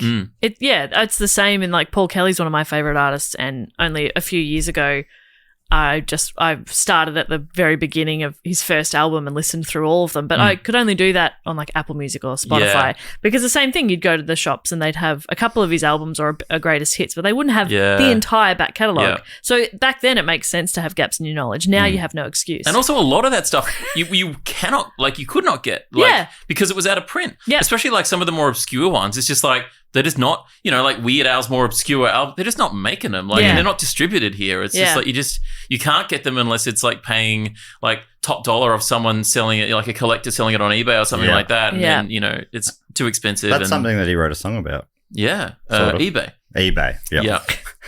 Parody of just bought it on eBay. Something like that. Something like that. Use that as a question on Who Knew It. That's what I know. Oh, right. Yeah. And the guest knew the song. You never know who's going to be an owl head. Yeah. Tell me why.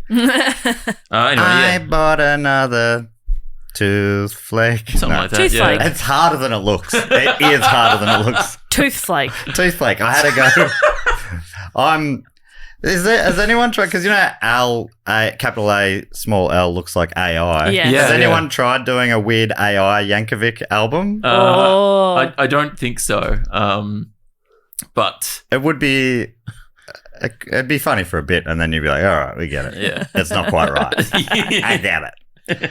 I think MTV is one of the things that his career would probably never have happened like it did if it wasn't for it. Yeah, I think he's very smart to do videos and do like videos that are like referencing, like tying into popular culture.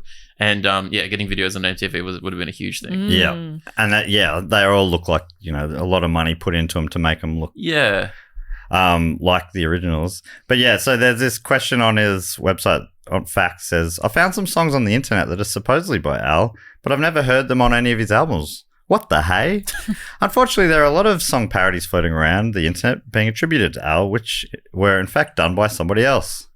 If you want to verify whether or not a song is actually by Al, check the catalogue page. So that obviously comes up a bit. Yeah, wow. Yeah. Hang on, one of my favourite Weird Al songs is Who Let the Pogs Out? Right, yeah. Actually, a lot of them are like... That down. That's good stuff. That's really good. Sure if I could somehow get in a time machine, take that back to me when Pogs were big. Yeah. You'd be here. You wouldn't be here right now. No. You'd be on your yacht. Yeah. But a lot of his songs are like a lot of the songs that were misattributed to him were like a really filthy or whatever, right. And so which is another way to tell because he doesn't really he's pretty family friendly, right, in what he writes. Polka Party didn't do so well. It still made the top 200, but it didn't go gold or platinum or anything. His first 3 went gold, platinum, and then this one fell off. Right. That's wild. From the album before, which was a real big hit, Dare to Be Stupid, made the top 50. Weird Al Yankovic in 3D made it to number 17. Then Polka Party 177. So bit of a flat spot. But then he followed it up with an album called Even Worse, which I think is real funny. I don't know if he to me it's fun, like self-deprecating, like that album didn't do so well. Well, this one's even worse, but it's also play on Michael Jackson's Bad. Yes. So the cover of the album, I don't know if he was using it as a double meaning there, but it's fun anyway. Well, yeah. I mean, it's a double meaning to Bad, but is it also playing on the fact the last album bombed? I'm not sure, maybe. But anyway, that album featured Fat, and he said this one came from him. He said normally he's got to work real hard on them, but this one, the first time he heard Bad, even before the song ended, he knew he had to write Fat. He said, I got a whole picture in my mind. The film clip will be me as the Michael Jackson, only fat. He's like, it all came together. Genius strikes in strange ways sometimes. And it went on to win a Grammy for Best Concept Music Video. Wow. And it was another massive hit. I think for a long time, they would have been the 2 songs of his I knew, Eat It and Bad. I feel like He almost probably I would have been like, yeah, the Michael Jackson parody guy. Yeah, yeah.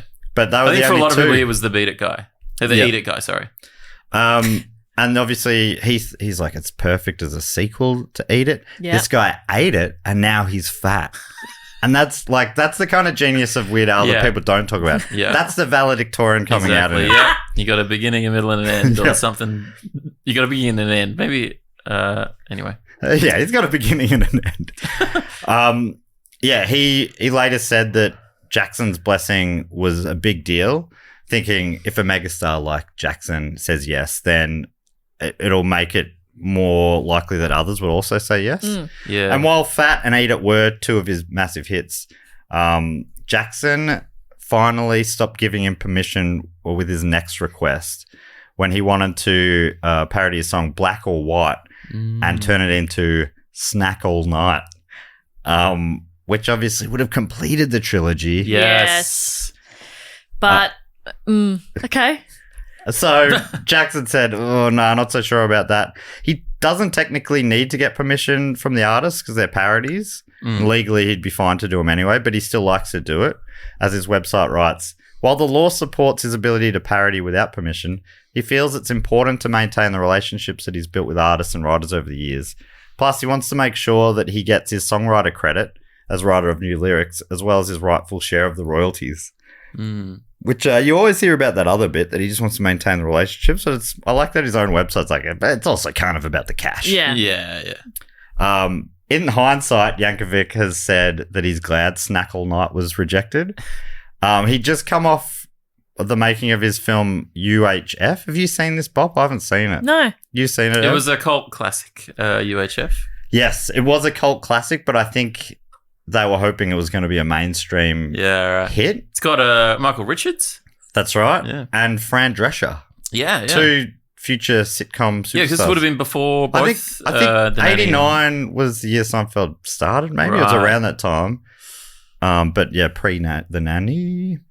Anyway, in an interview with Spin Magazine, Yankovic said of this time, had a really nice run through the 80s and things kind of stopped for a while after UHF. It was sort of a dark period. The movie tested extremely well. It was Orion Pictures' highest testing movie, so they thought it was going to be a big hit. They were internally pumping me up as their new Woody Allen. This was going to be the start of a franchise. And you can't help but get sucked into that frame of mind. I was thinking, okay, great, I'm going to be a movie star. Yeah. And then after the first weekend, I was basically a ghost. No one at Orion wanted to establish eye contact. Ugh. Isn't that just feels like such a classic Hollywood story? Yeah. You're going to be a star, kid. Oh, there's a little blip there. Yeah. We don't want to know ya. That was the beginning of 3 years where it was kind of hard for me to recover. I had failed at the box office. The soundtrack to the movie didn't go anywhere. In fact, at one point, I was sort of desperate and I thought, maybe I should do another Michael Jackson parody. That worked the first 2 times. Thankfully, that didn't come to pass because that was an obvious cry for help. That's what he talks about, Snack All Night. Yeah, right. So he's like, I'm so glad that he didn't give me permission because I would have done it. Yeah, it might have been a hit and then... Yeah, he leans stuck into that. Or you almost think one more and then it would be like... But instead, as I'll talk about soon, the next big single he released was the Nirvana one instead. Which changing, gave him new fans and all sorts of stuff. Just quickly, because I haven't seen it, the Rotten Tomatoes synopsis reads, do you like it as a film? UHF? Yeah. Yeah, I thought it was fun. It says, after losing yet another job, George, played by Weird Al, wonders if there is any career that can handle his outrageous personality. When George's uncle hands him the deed to a local TV station, George creates a series of television shows based on social satire and hyperactive humour with the help of his best friend Bob. However, a rival station's bitter CEO tries to destroy George's wacky programming, forcing him to fight back. Wow. The new Woody Allen. Yeah. Yeah, we talk about Demento.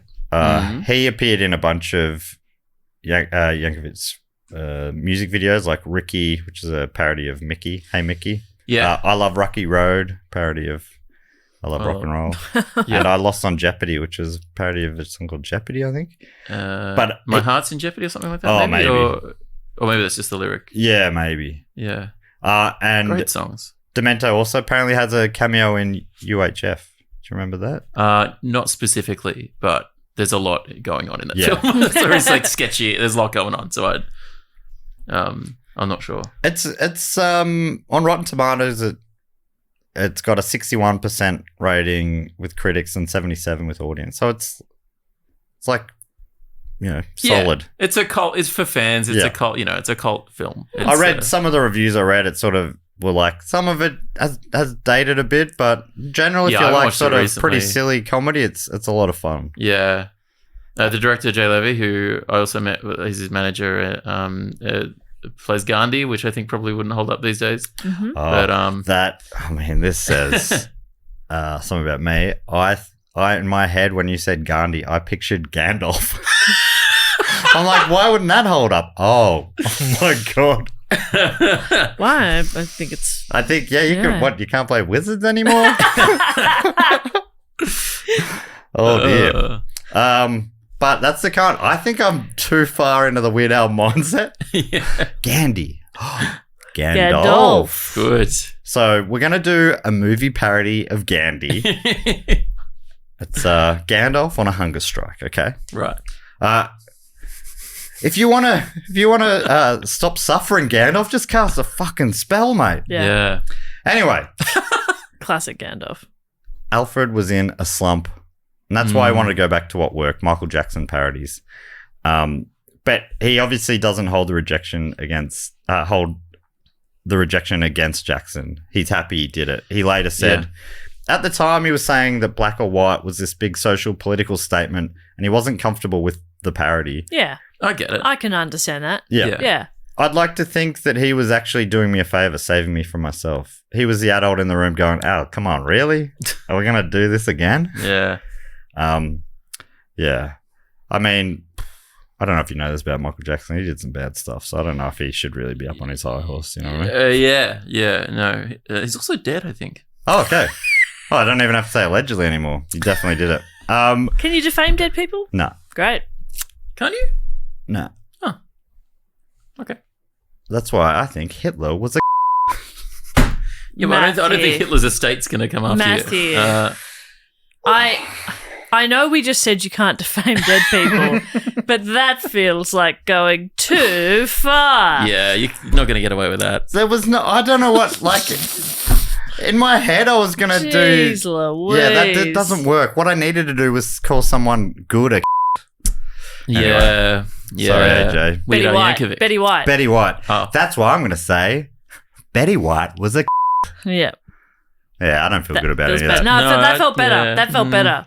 AJ, bleep or cut. Or bleep both. Or cut. Bleep the game. Cut. Bleep or cut.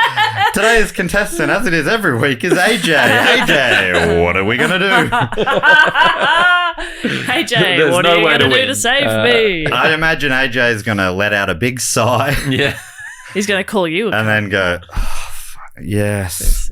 Yeah. I'll cut it out. Sorry, AJ. I'm not. You can see, AJ, can you see the kind of joke I was going for? Anyway. So he gets rejected by Jackson. And as it turned out, it was all for the best because instead, Al turned his attention to the next big thing in music, Nirvana. When he first heard Nirvana, he said, oh, this is really great. I wish it were popular enough for me to do a parody, but that's never going to happen. And of course, very quickly, he found out that they were actually super popular. They were a phenomenon, worldwide explosion. They changed music forever. They signified the end of hair metal and the beginning of grunge, even though grunge had already sort of begun. Okay. But it was grunge coming into the mainstream. Yes. The next step was getting permission. According to Al, for whatever reason, my manager tried and said he couldn't get through to Nirvana. He contacted them again and again, and they never got back to him. So he said, if you want to do this parody, it's on you. You've got to talk to the band. That's his manager saying directly to Al. Friend of mine, still in Al's voice, a friend of mine was in the cast of Saturday Night Live, his UHF co-star Victoria Jackson. I told her, if you ever get Kurt Cobain, Nirvana's frontman, alone in a room, put him on the phone because I'd love to talk to him. And she did. Oh. directly. So he's in the green room or whatever at Saturday Night Live, and Carl's like, do you mind talking to my friend Weird Al Yankovic? And he's like, sure. Al continues, he was sweet and he got it in like 5 seconds and said, of course you can do a parody. The famous quote from him was, is it going to be a song about food? Because at that point, that's primarily what I was known for. Yeah, at that point. At that point, definitely not now. Back then. And I said, well, no, it's actually going to be a song about how nobody can understand your lyrics. Because it sounds like you're mumbling or whatever. And he said, oh, sure, of course. Yeah, that's funny. That's one of those phone conversations I wish I had recorded. I'd love to hear it. Isn't that, Al, does that mean you are recording some conversations? Yeah. And some you're not. And this is the one I wish I had. You regret. I now record them all just in case. It's not a bad idea. You could do that, yeah. Yeah. I think it's probably worth doing. You'll notice if you're ever on the blower too, Weird Al, that there's a beep every I've got few phone seconds. calls that I wish I had recorded. Yeah, Wow. for contractual legal reasons. Yeah. People welching out of deals. No. I think my credit card company was trying to lead me astray recently. Oh, yeah. That sounds about right. I think they were giving me some pretty dodgy maths. I'm like, after the call, I'm like, that's definitely not right. I bet they're recording it from their end in case. I was wondering, I'm like, should I call them and like request it? Because I think you can just request and they have to give it to you, right? Freedom of information, is that a thing? Yeah. I don't know. If you're a cop, you have to tell me you're a cop. Anyway, but I didn't. I should have gone down that road, but I didn't. You know, I should have though. You should have. Those crooks. Because fuck them, right? Yeah. They're a fucking credit card. Whoa, Evan. Anyway. I don't mind you just besmirching certain people, but not credit card companies. And Weird Al's mentioned briefly in one of Kurt Cobain's journals that were found, I guess, after he died. And what? One of the... Oh, I'm so sorry. Yes. This is how I find out. I just started listening to Nirvana this week. But do you know what this means? Is we can defame him as much as we like. Oh, yes. Kurt Cobain, what a cunt. And you said it with confidence, and I think that's important when defaming. I didn't feel good about it. Yeah. I don't know him. No, never met the man. Yeah. Wouldn't know him from a block of cheese. Is that the saying? I think so. And I can recognise a block of cheese. Yeah. I go, that's... Scooter. That's... Oh, I just meant I'd be able to say cheese. Oh, yeah.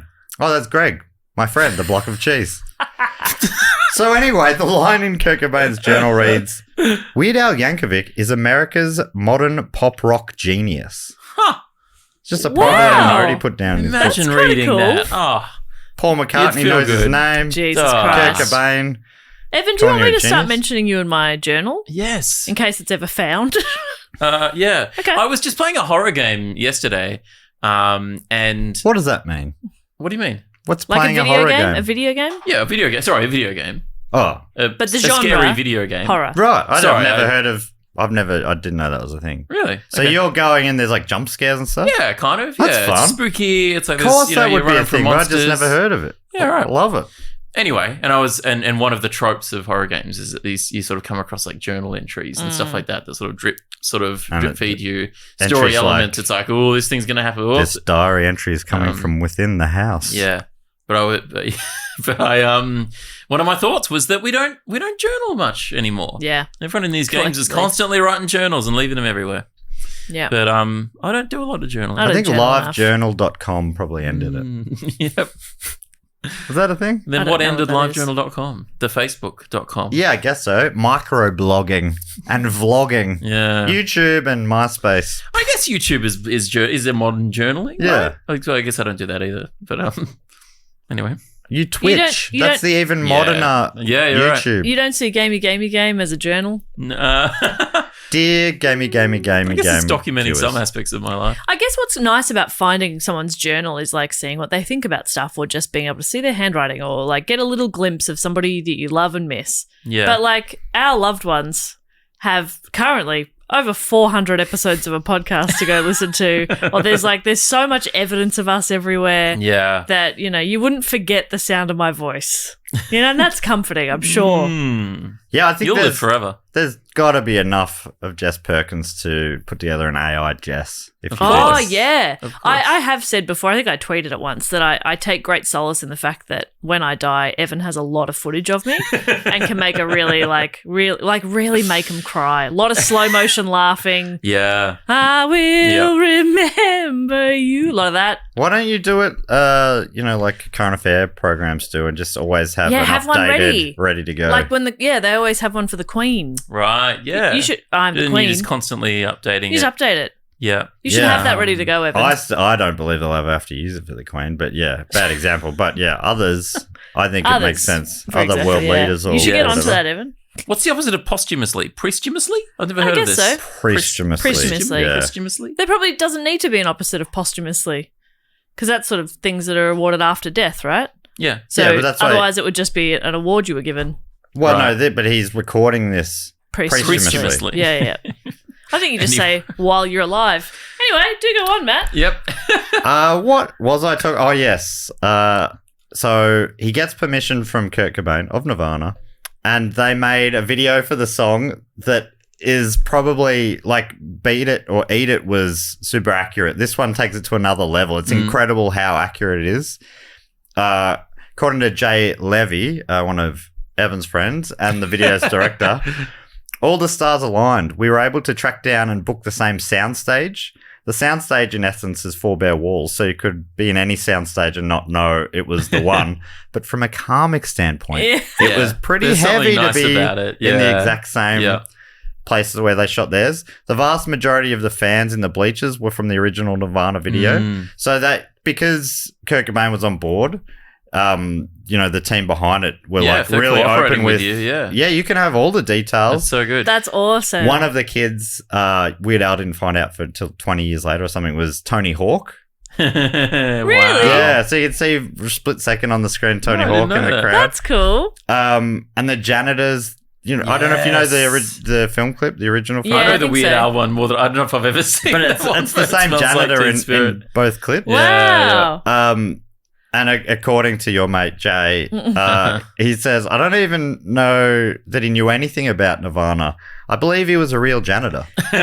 And there were cheerleaders in it, and most, if not all of them, were the same cheerleaders. So it was so accurate to the original. That's cool. And do you happen to know, because the album cover is a copy of the Baby in the Pool cover, and part of me is like, I think it was like the same photographer who did it, but that's another just little tidbit. But I'm not.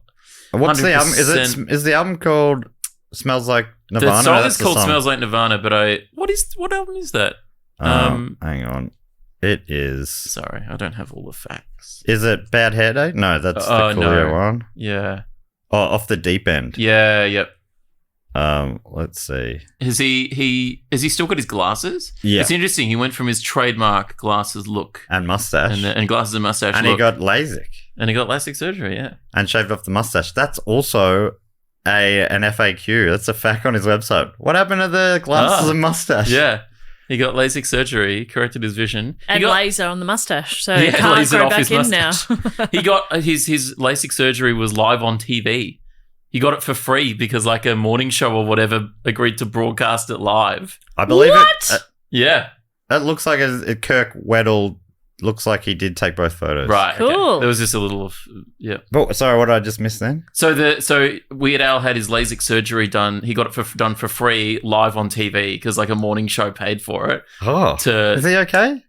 Well, yes. Financially? Is that what you mean? Oh, yeah. That feels at the time. That seems like a... I'm sure he's fine, but I actually don't know how much LASIK costs. I can't imagine it's cheap. It was an interesting $5,000 an eye or something? Wow, yeah. And he did both. All right, got the double. Yeah. I reckon I'd just do one. Yeah? I'm going to go talk to him about it soon. My old boss, when I worked for the air conditioning company, I don't know why. Air conditioning. It's funny. That's like, I wasn't very good at it because I couldn't even pronounce the business. But hi, I'm Matt from air conditioning. Would you like some air conditioning? Yeah. I'm here to measure up for air conditioning. Air conditioning. But yeah, he got the LASIK and he told me in 2 I'm like, I don't want to hear about this. And he's like, you can smell the burning of, and I'm like, I don't want to hear this. I want to get this done one day. I just want to go in blind, basically. Well, I guess that's how you got to go in. No, but you go out blind. I love that one. I love that joke on one of the future Simpsons episodes where Ned Flanders was blind in the future. And they're like, oh, what happened to your sight? And he said, I had LASIK surgery back in the 90s. They didn't realize at the time, but a few years later, if you got it, everyone's eyes just fell out. It's pretty incredible though. Like in the broadcast, he's like, he has 21,000 vision without his glasses, and like in the same live at the end of the same live broadcast, he's reading letters off a chart, and he's like, that's 20/40 vision. Like, and he's like, you'll obviously recover more, and essentially will never need to wear your glasses again, kind of thing. It's like, it's pretty incredible that's a thing. That's like medical science. I think amazing. Maybe the best thing about getting it done on TV like that live is that the doctor will put in his best effort. That's something that I worry. Like, you go, I also assume that maybe the doctor paid. Like, I don't know if the morning show paid for it, if the doctor did it, or the clinic or whatever did it. Surely he didn't get it done for free. He got it done for and was paid for the ad. Well, maybe, I don't know. Yeah, hopefully. I don't know. Otherwise, that is a Weird Al, if you're listening, call me. I can represent you, mate. Yeah. That's a really fun fact. Yeah. So that became a big hit. This album bounced back. The song was a big hit as well. It was his first single to chart since Eat It. Reached as high as number 4 in New Zealand and went gold in Australia. Wow. To this point, he still hasn't had a top 10 hit in America, but yeah, he's had top 10 hits down here. So being rejected by Michael Jackson led to a bit of a career comeback. It was, the best possible scenario, really. Yeah.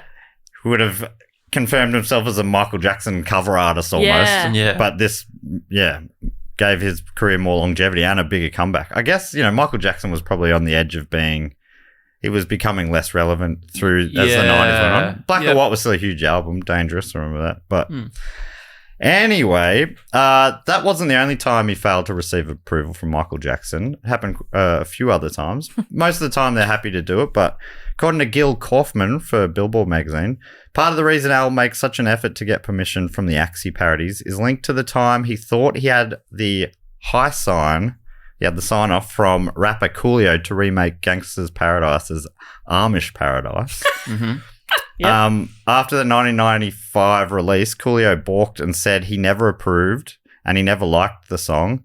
And Al felt really bad about it, apparently. There was quite bad blood between them. Coolio would say stuff publicly about it that was quite negative. And as far as there was crosswires somewhere, Al and his team thought they'd given permission, but it seems like someone from Coolio's side gave permission without maybe talking to Coolio. Yeah, right. According to Rossin, Coolio held a grudge about it for a few years before eventually admitting that the parody was funny as shit. According to Yahoo Serious. Coolio is quoted as saying, I sat down and I really thought it out. I was like, wait a minute, Coolio, who the fuck do you think you are? Speaking to yourself in third person, you loon, Coolio. He did Michael Jackson. Michael Jackson didn't get mad. Coolio acknowledged that his ego got in the way. I was being too magnificent and too terrific about myself, and that's not what you want to do, he said. I love that phrasing. Yeah. I was being too magnificent. You know what I'm like sometimes? I can just be a bit too magnificent. And that's on me. We can all be like that I'm working on being less magnificent. It's just such a fun way to say my ego was getting out of hand. Yeah. Being too magnificent. I was literally about to say, I love this self-awareness and this self-reflection. And then you ruined it a bit with, I was being too magnificent. Yeah, it's fun. He later made amends with Weird Al saying, I've since apologized to him. Again, that was so stupid. That was a stupid thing for me to do. That was one of the dumbest things I did in my career. Wow. Okay. So he really, really regretted it. Nice. And it sounds like that is pretty common for the acts who don't give permission. They usually come to regret it later, like, I was being silly. I was being too precious about my art. I was being too magnificent. Yeah, I was being too magnificent. Yeah. I was being too magnificent. I was being too terrific. Yeah. I remember the second word. I was just, oh, God, I can be too terrific sometimes. Oh, sorry about that. I'm so yeah. sorry. You know what? You know what it is? I get terrific when I'm hungry. God, I haven't had my coffee and I can be really terrific. What the fuck are you talking about? I could snack all night. That's a Michael Jackson reference. Who's regretted doing it? Oh, yeah, okay. Well, so here's some examples. Beck says he regrets turning down the parody of Loser, Schmoozer. Oh, okay. Saying, I regret denying him permission to do it. I think it would have been an amazing video. I'm actually really sad it didn't happen. Oh, okay. Daniel Powter, Yep. had a song, Had a Bad Day. Oh, you had a bad day. Yep. Take one down, turn it as is and turn it around. Say you don't mind. So that was a 2006 hit. Yep. And he didn't give permission for Had a Bad Date, which we'd all want us to do. He changed his mind not too long after and gave permission. But unfortunately, it was too late. As Al later put it, quote, the train had already left the station. Whoa. Yeah. It was a bit of a one-hit wonder anyway. So I wonder if he uses that now with artists. It's like, if you don't give permission, you'll regret it. Yeah. Yeah. You'll be regretting He this. doesn't feel like his kind of energy, though, does it? Of being like, trust he's me, not kid. he's not so terrific. That's right. Yep. He just doesn't get as terrific or magnificent. Fuck He didn't get permission from Lady Gaga. It got to be Poker Face. No? He actually did a Poker Face, Poker medley later. Yes, he did. That's right. That's what I'm thinking of. But he wanted to parody Born This Way as Perform This Way. And Lady Gaga's team knocked him back. But apparently they did that without talking to Gaga herself. Oh. And when she found out, she reversed the decision because she loved his version, and it ended up being on his 2011 album Alpocalypse. Great song. Great. So Great she was like, what the heck? Apparently James Blunt had a similar thing where his label was like, no, you can't do You're Beautiful as whatever. You're Pitiful, which I think I can see why the label would be, nah. But he was like, he was keen, but he didn't overrule the label. Like, he didn't quite have the same power probably that Lady Gaga did. He could have. Yeah. Weird Al has said that he technically, if I got his permission, I didn't need the label's permission. Yeah. If I got his permission, but he didn't feel like he was probably in a position to overrule the label. He was still trying to keep in good with them. Whereas Lady Gaga's like, what are you going to do? Fire me? Yeah, fuck the label. So You're Pitiful did come out, but I think maybe it missed an album because of that. It was released as a single. Released as, so some of the ones he's already recorded and doesn't get permission for whatever reason, he'll release for free online. Yeah. And I think that's what happened with that one. Yeah.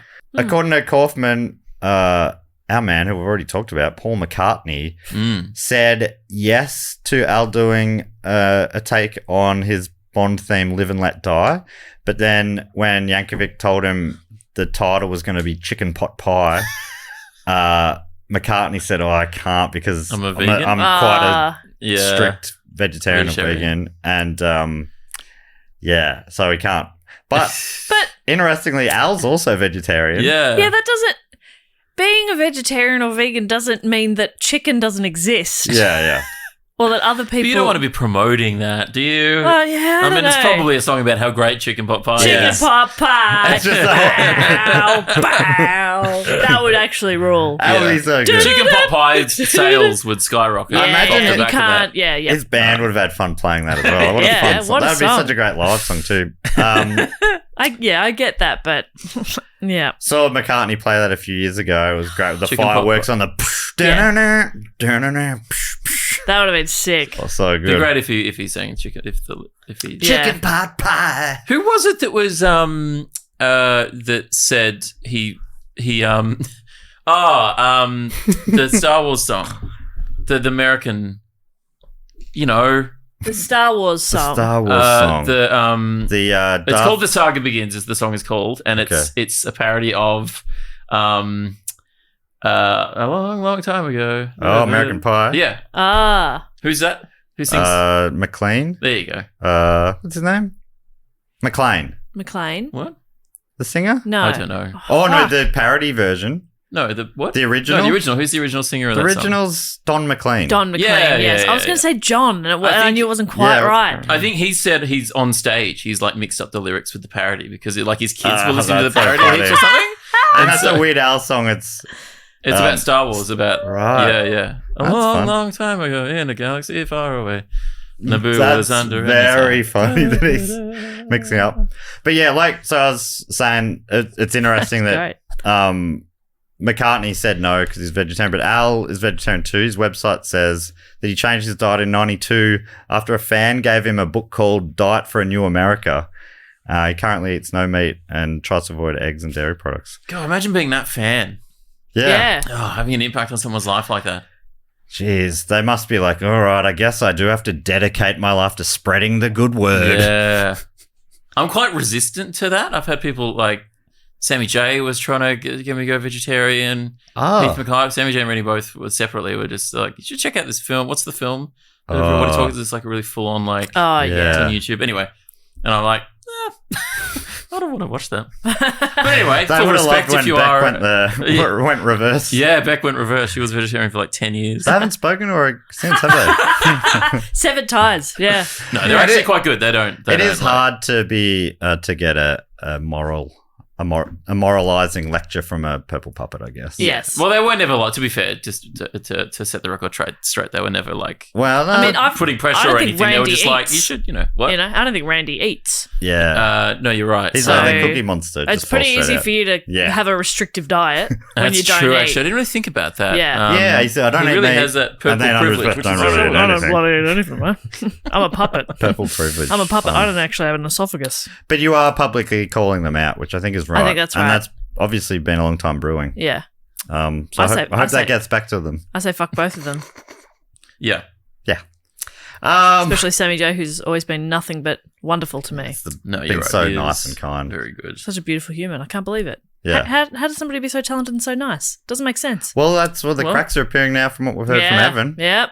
But who also is very talented and very nice? Weird Al Yankovic. Yeah. I don't know if you're familiar. I thought you were going to say me for a second. Genuinely. Genuinely thought you were going to say Jess Perkins, and I was going to say, Evan, you stop it. But unfortunately, you were trying to get us back on track. I was trying.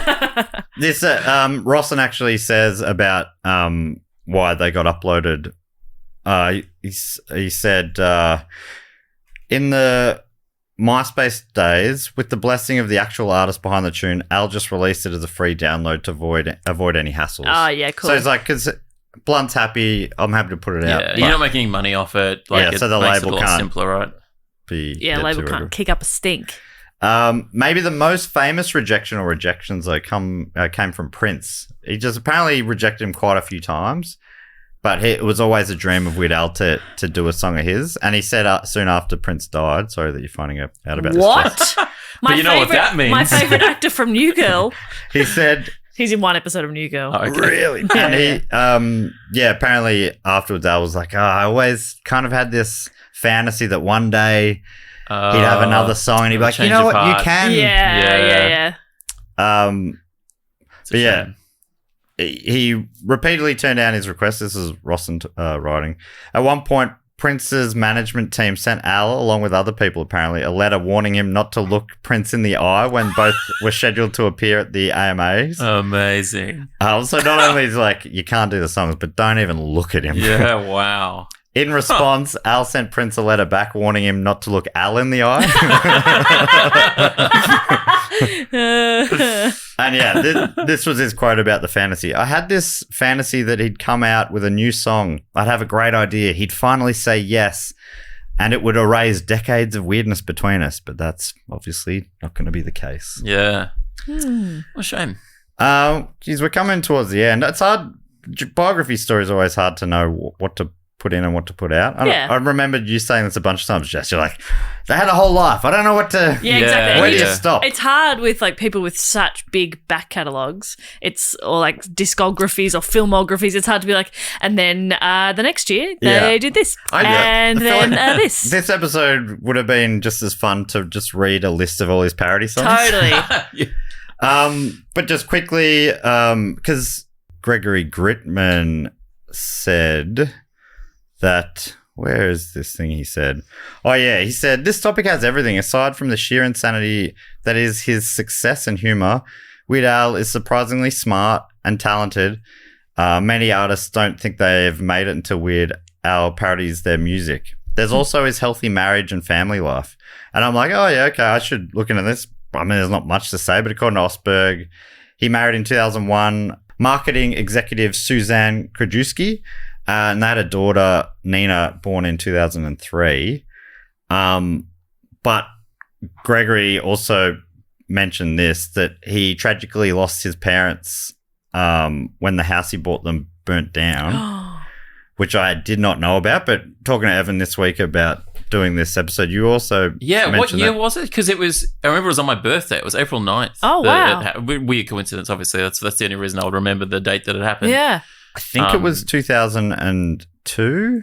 But it was like a carbon dioxide. Oh no, sorry, 2004. Carbon monoxide leak or something like that. Shit. Which you don't smell or something like that. Yeah, that's why you need those detectors. I've got an article from that week from the LA Times that wrote, the parents of Grammy-winning recording artist Weird Al Yankovic were found dead in their home, apparent victims of carbon monoxide poisoning. Oh, awful. The bodies of Nick Yankovic, 86, and his wife, Mary, 81. So, they were getting on. It's brutal anyway, but you're like, thank God they lived pretty long lives. They were discovered by members of the family, said Sheriff Sergeant Conrad Grayson.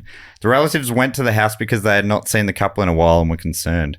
Paramedics found Nick. That's not true, and I'll tell you, Weird Al talks about all the incorrect things in this. Oh, yeah, right. Paramedics found Nick Yankovic in a chair in the front living room. His wife was lying on the bathroom floor. A fire had been recently set in the fireplace. The house was full of smoke, and they opened the door. We examined the fireplace. They were burning wood.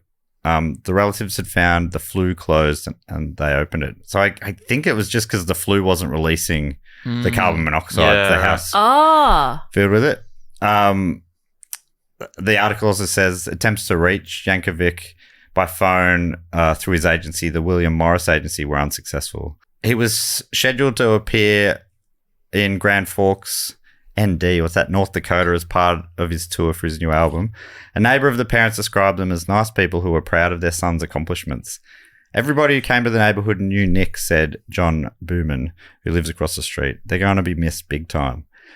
So super sad. Yeah. But I just thought, just reading about this before, it's so strange how many things they got wrong in that article. Yankovic put out a statement, I think it was the next day maybe.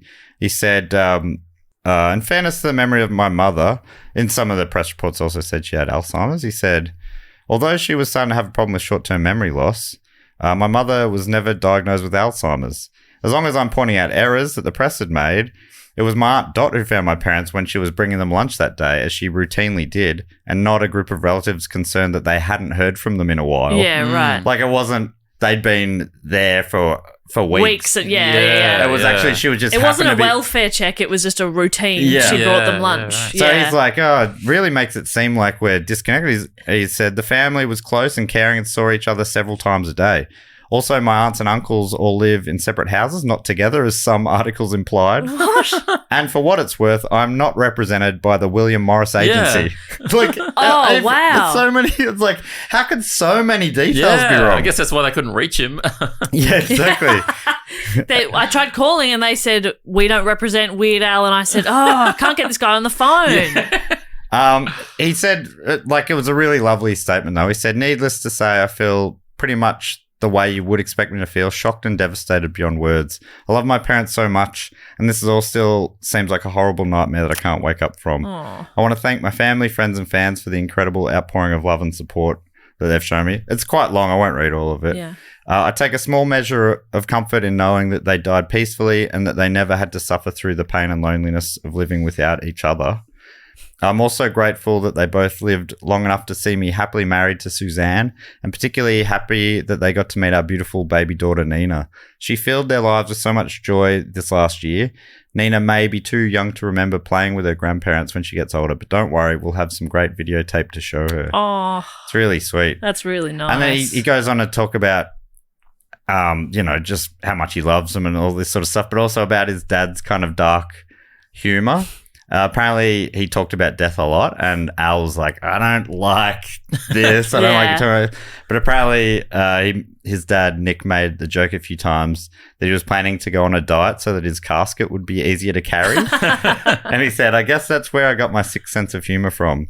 And he was always talking about how much he was looking forward to seeing his old army buddies again in the next life. I sure hope they're having a great reunion right now. Oh, that's so nice. It's a really, really... That's heartbreaking, Yeah, though. it's so heartbreaking. But yeah.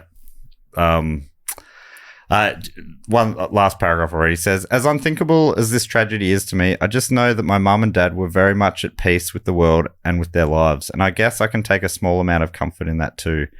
Thank you all again for your overwhelming kindness and support. It means more to me than you can ever know. He's so lovely. He's so lovely. And Evan, we were talking about this the other day. Yeah. And you said that you thought he kept going on with his tour, and he talks about that as well. He said, I considered everything, but in the end, I decided to keep going with the tour because I thought that would be the best thing for me to do personally. Yeah. He said, I know that people in the past have said really nice things about my finding comfort in my music. Yeah.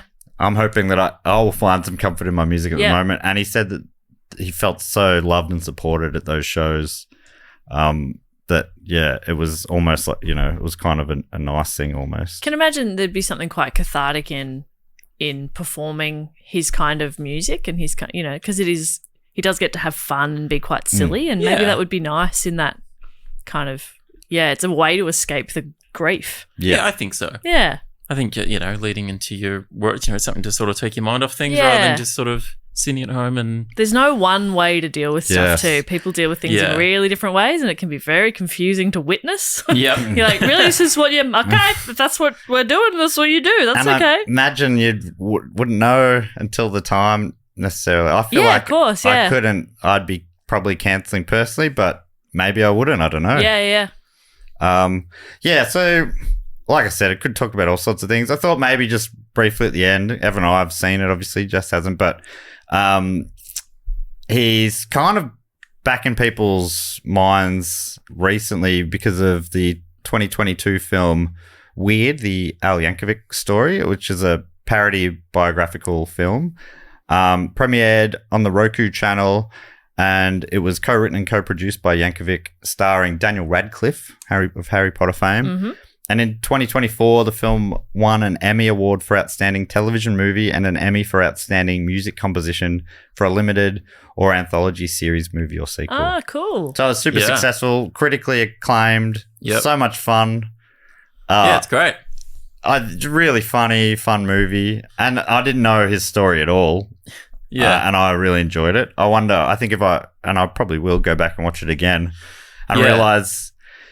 some big chunks of it are kind of based in truth. Yeah, there's the door-to-door accordion guy. Which to me, honestly, I'm like, that's such a funny way to spoof origin stories. Like a guy came to your door selling. And then you're like, oh, that's how it happened. Yeah. That's one of the real things. But then he leans into the trope of his disapproving parents and he's a rebel and stuff like that, when really his parents were very supportive and everything. So there's some bits have got a bit of truth and some of them are just completely rock and roll parties that are just full.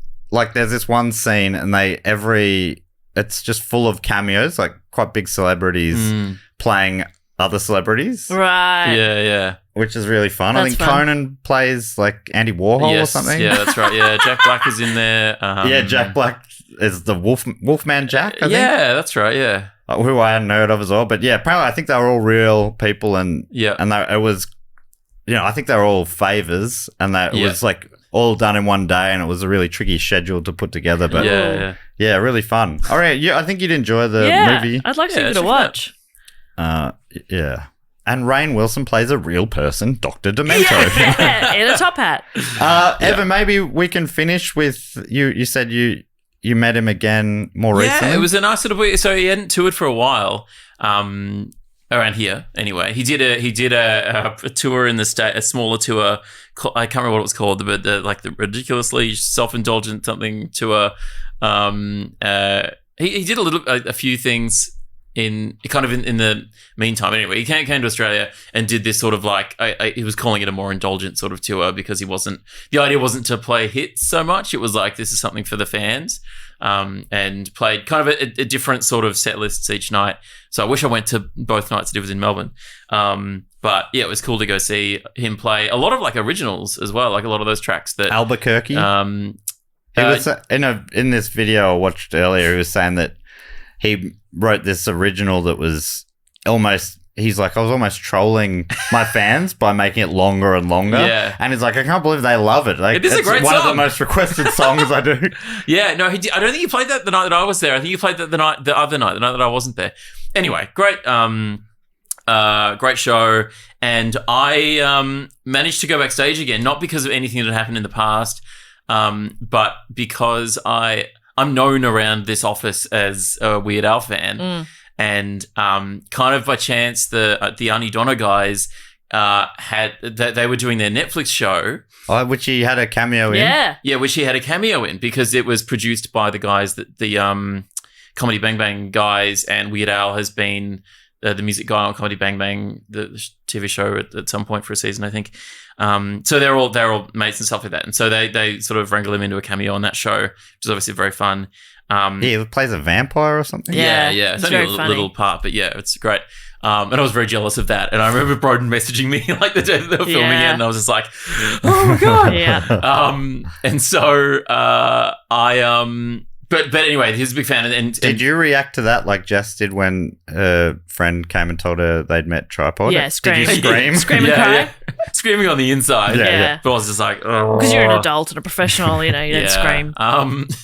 But then Weird Al was going to Melbourne, and he I think the Donnas had organised to have him on their podcast or something like that as a bit of like part of the promo tour and stuff like that. And he invited them to come along, and Broden's like, I'm gonna get you backstage. I'm like, yes, this is I'll have an in.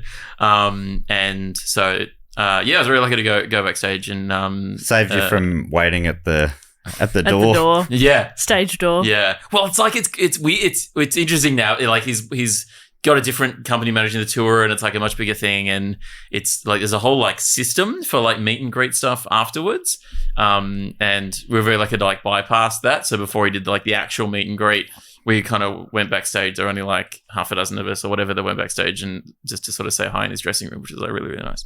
But anyway, it was just nice to, say hi again and get a photo with him. And I posted on my Instagram. Maybe I could put this in the show notes or something. But there's a photo of me like 15 years ago or more.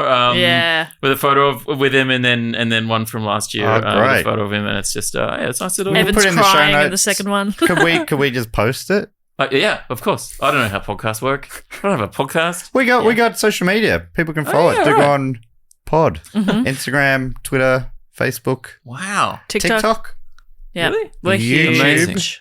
YouTube. Incredible. Yeah, we've got it all, man. We got it all.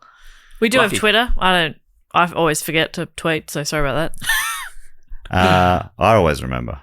Yeah, you always remember. I'm always be tweeting. Matt's picking up the pieces when I don't post anything on socials. He just sort of quietly just does it. Yeah. And I go, oh, fuck, thanks, Matt. We really should get someone to help us with that. I want to do that on Gamer Game. It's I hate social media. Why don't we do yours and you do ours? Yes. And we can be incompetent for each other. That'd be nice, but it'd be nice to have somebody else to blame for the incompetence. Yeah, rather I genuinely than think it myself. would be easier to do someone else's social media than my own stuff. I just For sure. One thing I'm just thinking of all the things I didn't put in the report, but one thing I thought was kind of funny was I think it was Capitol Records that he got that first sort of, I guess it was My Bologna, I think. And so that's the one he recorded in the toilet. Yeah. And Great acoustics. So they paid him $500 for it. Yeah. And then when he wanted to put it on his first album, does this line up? Was My Bologna also on the first album? Doesn't matter. Probably, whatever the song was. Yeah. He went to them and they owned the masters then, and they charged him $1,000 to re-record it. So he lost $500 on that song. Amazing. Yeah. The record business is wild, right? He leans in the interview. He sort of leans in the camera and says, "That's why they call it show business," or something like that.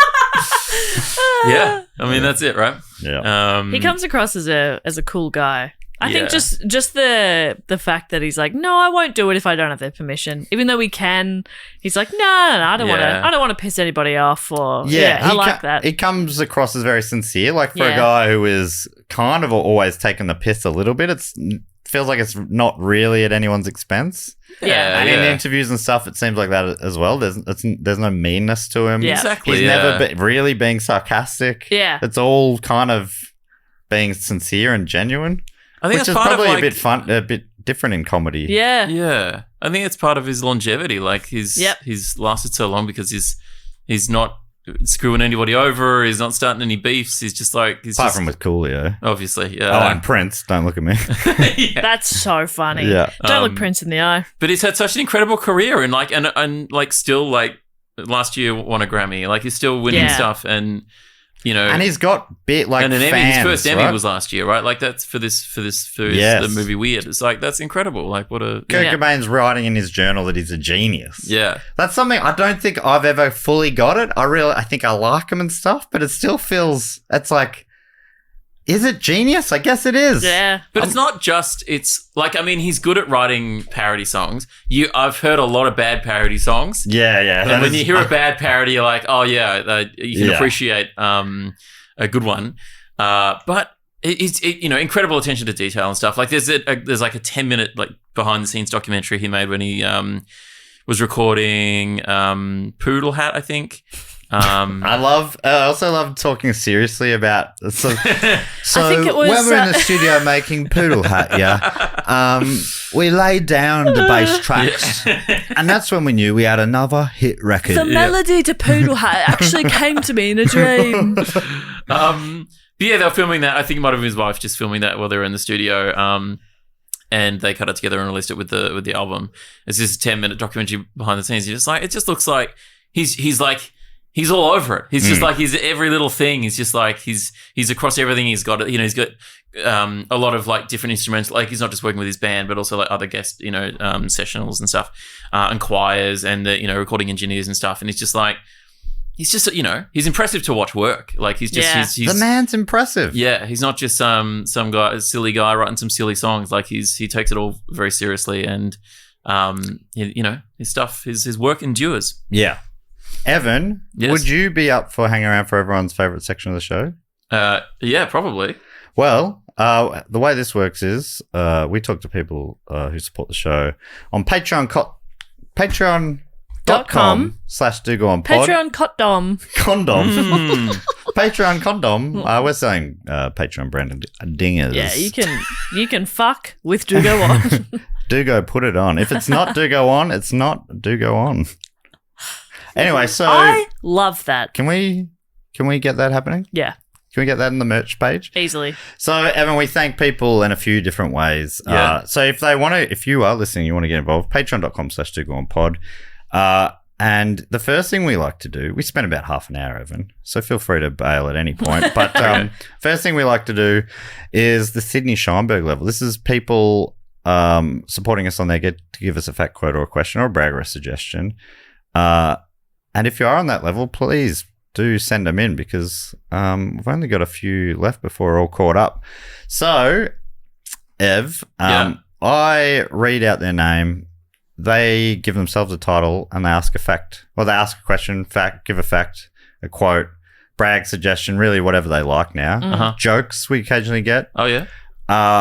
And then we just, we go from there. So the first one comes from Drew Forsberg. I should also say I don't read them out until I read them out. And actually, I think this section has a jingle goes something like this. Fact, quote, or question. You say ding. Ding. Huh, he always remembers the ding. She always remembers the sing. I like that better. I like his ding better than ding. It's sort of like than Dave's ding. Oh, what does Dave do? Ding. Yeah, he really. Yeah, he leans into it a bit much. Which, like, if you're in a shop and it goes like ding, you're like, that's obnoxious. Yeah, imagine Whereas that all day. if you just need some service and there's no one there and it was just ding. I like that way better. Yeah. Anyway. You can use that. Just copy and paste. Thank you so much. Absolutely will Drew do. Forsberg has the title Classic Early 90s Elementary School Bully. Okay. And he's calling himself a bully? I'm not sure. That's the title. Anyway, Drew is offering a brag. Classic bully behavior. writing, my uncle works for Nintendo. Oh, Evan. What an appropriate episode. This is it's such a trope that the whole my uncle works for Nintendo. Is it really? It is, yeah. That's funny. It's like a kid when kids are bragging. It's like, right. oh, yeah, my uncle works at Nintendo and this game's going to come out. Or oh, my God. I think that might be what he's doing, actually. Okay. They're doing a bit. He's doing that bit. My uncle works for Nintendo because he's a bully from the early 90s. Of course. This makes sense. Now I get it. Sorry, Drew, that we've over-explained your bit now. My uncle works for Nintendo and gets to test the new Mario game. It's got 200 stages and it has a secret bonus levels where you get to play as Metroid and Zelda in it too. And it's not even on a Super Nintendo cartridge. It's on a system they haven't even released yet. Huh? Pictures? I'm they jealous. aren't allowed to take pictures. It needs to stay a secret. Plus, the game and system need to be flown back to Japan every night. Don't believe me? Whatever. My dad could beat up your dad, and that's not a threat. It's a promise. Whoa. That reminds me of the kid at school who said he won a world surfing championship on the holidays, but he couldn't bring the trophy to school because it was too big to fit on the plane. Wow. He also said he got bitten by a shark but couldn't show us the bite mark because it was too cold to bring up his shirt. And it would hurt. That's fair enough. Yeah, that one makes sense. I mean, you got to take his word for it, don't you? Yeah, scars hurt in the cold. He wasn't a bully, though. I think he was just a compulsive liar. He was actually a nice guy. Anyway. And you know what? Like, kids behaving like that, what's going on at home? You know what I mean? Yeah, you got to ask that question. You should. You should. I think you should butt in. I think you should probably drop by and say, "Hey, what's going on at home?" Maybe even like gossip about it a bit. I think so. Yeah, that's probably the healthiest thing to do. With the idea of like we're concerned. Yeah, that's why we're chatting about it now. That's right. Behind their back. Yeah. Thank you, Drew. Next one comes from Rupert the dog. Oh my god. Oh my god. I know Rupert the dog. You've got a Rupert the dog. No, I know Rupert the dog. There's sometimes a game supporter as well. And Rupert the dog. Rupert the dog. His title is The Okayest Dane. I get it. Not a great one. Yeah. But very, very okay. And it's a question here from Rupert the dog. I imagine it's going to be like, I love you, you love me. The question is, what's the best thing you know about dogs? Any cool facts? Oh, this is great because Dave, you're filling in for Dave, Evan, and you've got a dog, whereas Dave... Oh, no, Dave has a dog too. Yeah. Would have been better for me to not be here. That's right. It's always better if you're not here. Sorry, you walked right into it. I had to take it. You understand. As I always ask, Rupert has answered their own question here, writing, here's a fun fact about Norwegian Lundehunds. Wow. I hope I'm saying that right. They have 6 fully functional toes on each foot instead of the usual 4. It helps them excel in navigating the rugged terrain of Norway, especially useful for hunting puffins in narrow cliffside crevices. Wow, hunting puffins. Poor puffins. Yeah. Nah, good on them. Everyone's got to eat. Everyone's got to eat. It's true. So the question is, what do you know about dogs? What do you know a great fact about dogs? Any cool facts? Oh. No.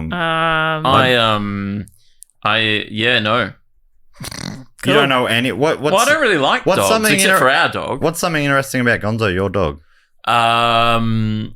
Is there anything interesting about Gonzo? What are you talking about? Gonzo is the weirdest looking dog I've ever seen in my life. Yeah, and you're like, is there anything interesting about him? Yeah, but he's missing hair on most of his body. Yeah.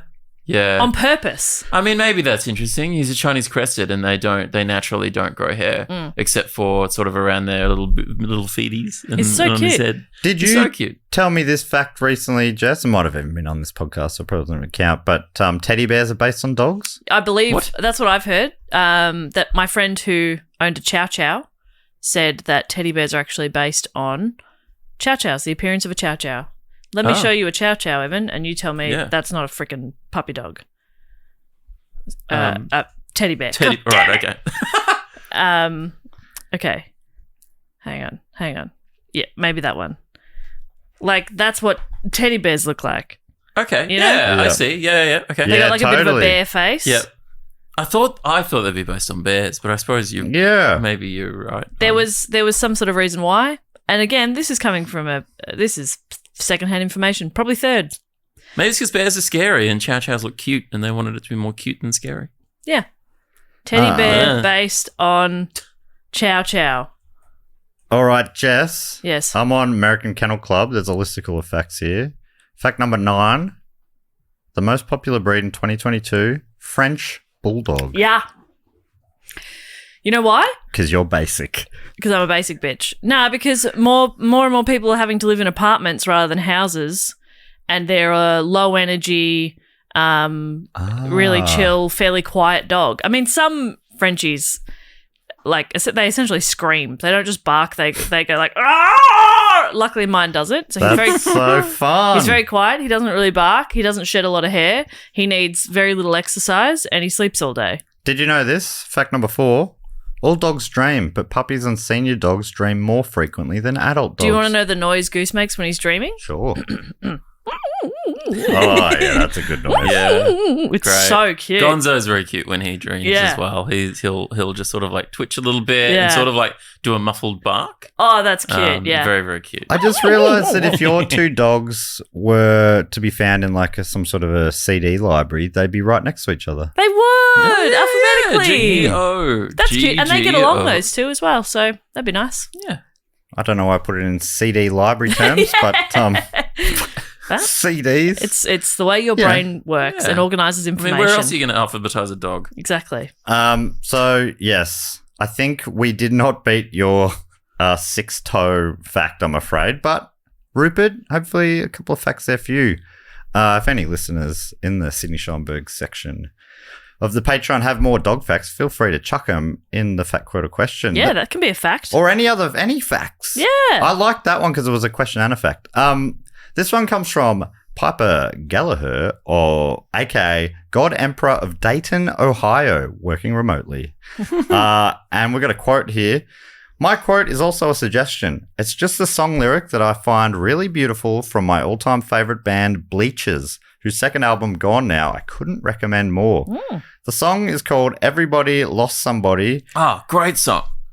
It's got a good hook with the saxophone. That sounds like R2JT. Yeah, you could definitely sample that and put it in an RJD2 song, and it would fit right in. It'd work. Yeah, for sure. It's one of the most honest and profound explorations on the feeling of loss that I've ever heard put to words. The lyric is from the bridge, which goes like this. There's a reason I wake up alone in strange places. A reason I see myself in a million faces. A reason I can't stop it all from changing. So come on, motherfucker. You survived. You got to give yourself a break. Yep. Does it go sort of like that? Yeah. Yeah. So kind of. I helped emote it. He's very, yeah. It's, what's his name? He works with Taylor Swift. Jack Antonoff? Is that his name? Jack? Yeah. Jack? Yeah. Right. He's, I really like that he did a Tiny Desk. He played this song in his Tiny Desk. And it's great. That version of it is my favorite version of it. I think I like that way better than the album version. Cool. You stole Piper's bonus fact, which was singer of Bleachers is Jack Antonoff, prolific pop producer, produces Taylor Swift, Lana Del Rey, Lorde, and others, and former guitarist for the band Fun. Sorry if this was a bit long and a bit earnest. It's my first time. I haven't honed my fact quote question BS skills yet. There's no one way to fact quote or question. No. You can be sincere in here, or you can be very silly. We'll take it all. Nothing in between. That's a great song. Check out Bleachers doing Tiny Desk. I recommend it. I like Bleachers. I don't know that particular song, but I like the stuff. Yeah, and good. The final one this week comes from Ben Johnson, aka a sheep named Madeline. And we've got a question here. Ben writes, hey guys, my last title, Schmoisen Taste Tester, was a reference to a riff from the Tarmum Should Somerton Man episode. Wow. Though, because I remember we were like, what, this rings a bell, and we weren't quite sure. And now I bet you don't remember the time we didn't remember. No, that's right. I don't. It's the problem we're doing 400 odd episodes. I know. When you're saying it's the Somerton Man episode. Is that it? Yeah. I'm like... I couldn't tell you what year that was. Ben says, though, that is episode 82 from 6 years ago, so understandable you couldn't remember. I don't remember So anything. my question is, do you have any favourite or especially memorable pod riffs from over the years? Nah. For me, it's almost impossible to choose, but a classic that never fails to make me laugh is from the Sheriff from episode 65, The Roswell Conspiracy. Oh, yeah. Oh, that was Dave. Dave, being a sheriff. Was it one of his ones? Yeah, you know that voice? high-pitched voices. Yeah. Sometimes Dave will get quite lost in a character. Yeah. His drama degree really comes out. His gaze moves to the middle distance. It does, and you'll ask him a question, and something will come out, and I'm like, how is he doing this? Full method. Yeah, it's beautiful. It says, the Do-Go animation from that is incredible. A more recent favourite is the sheep named Madeline from episode 403, The Beast of Javudin.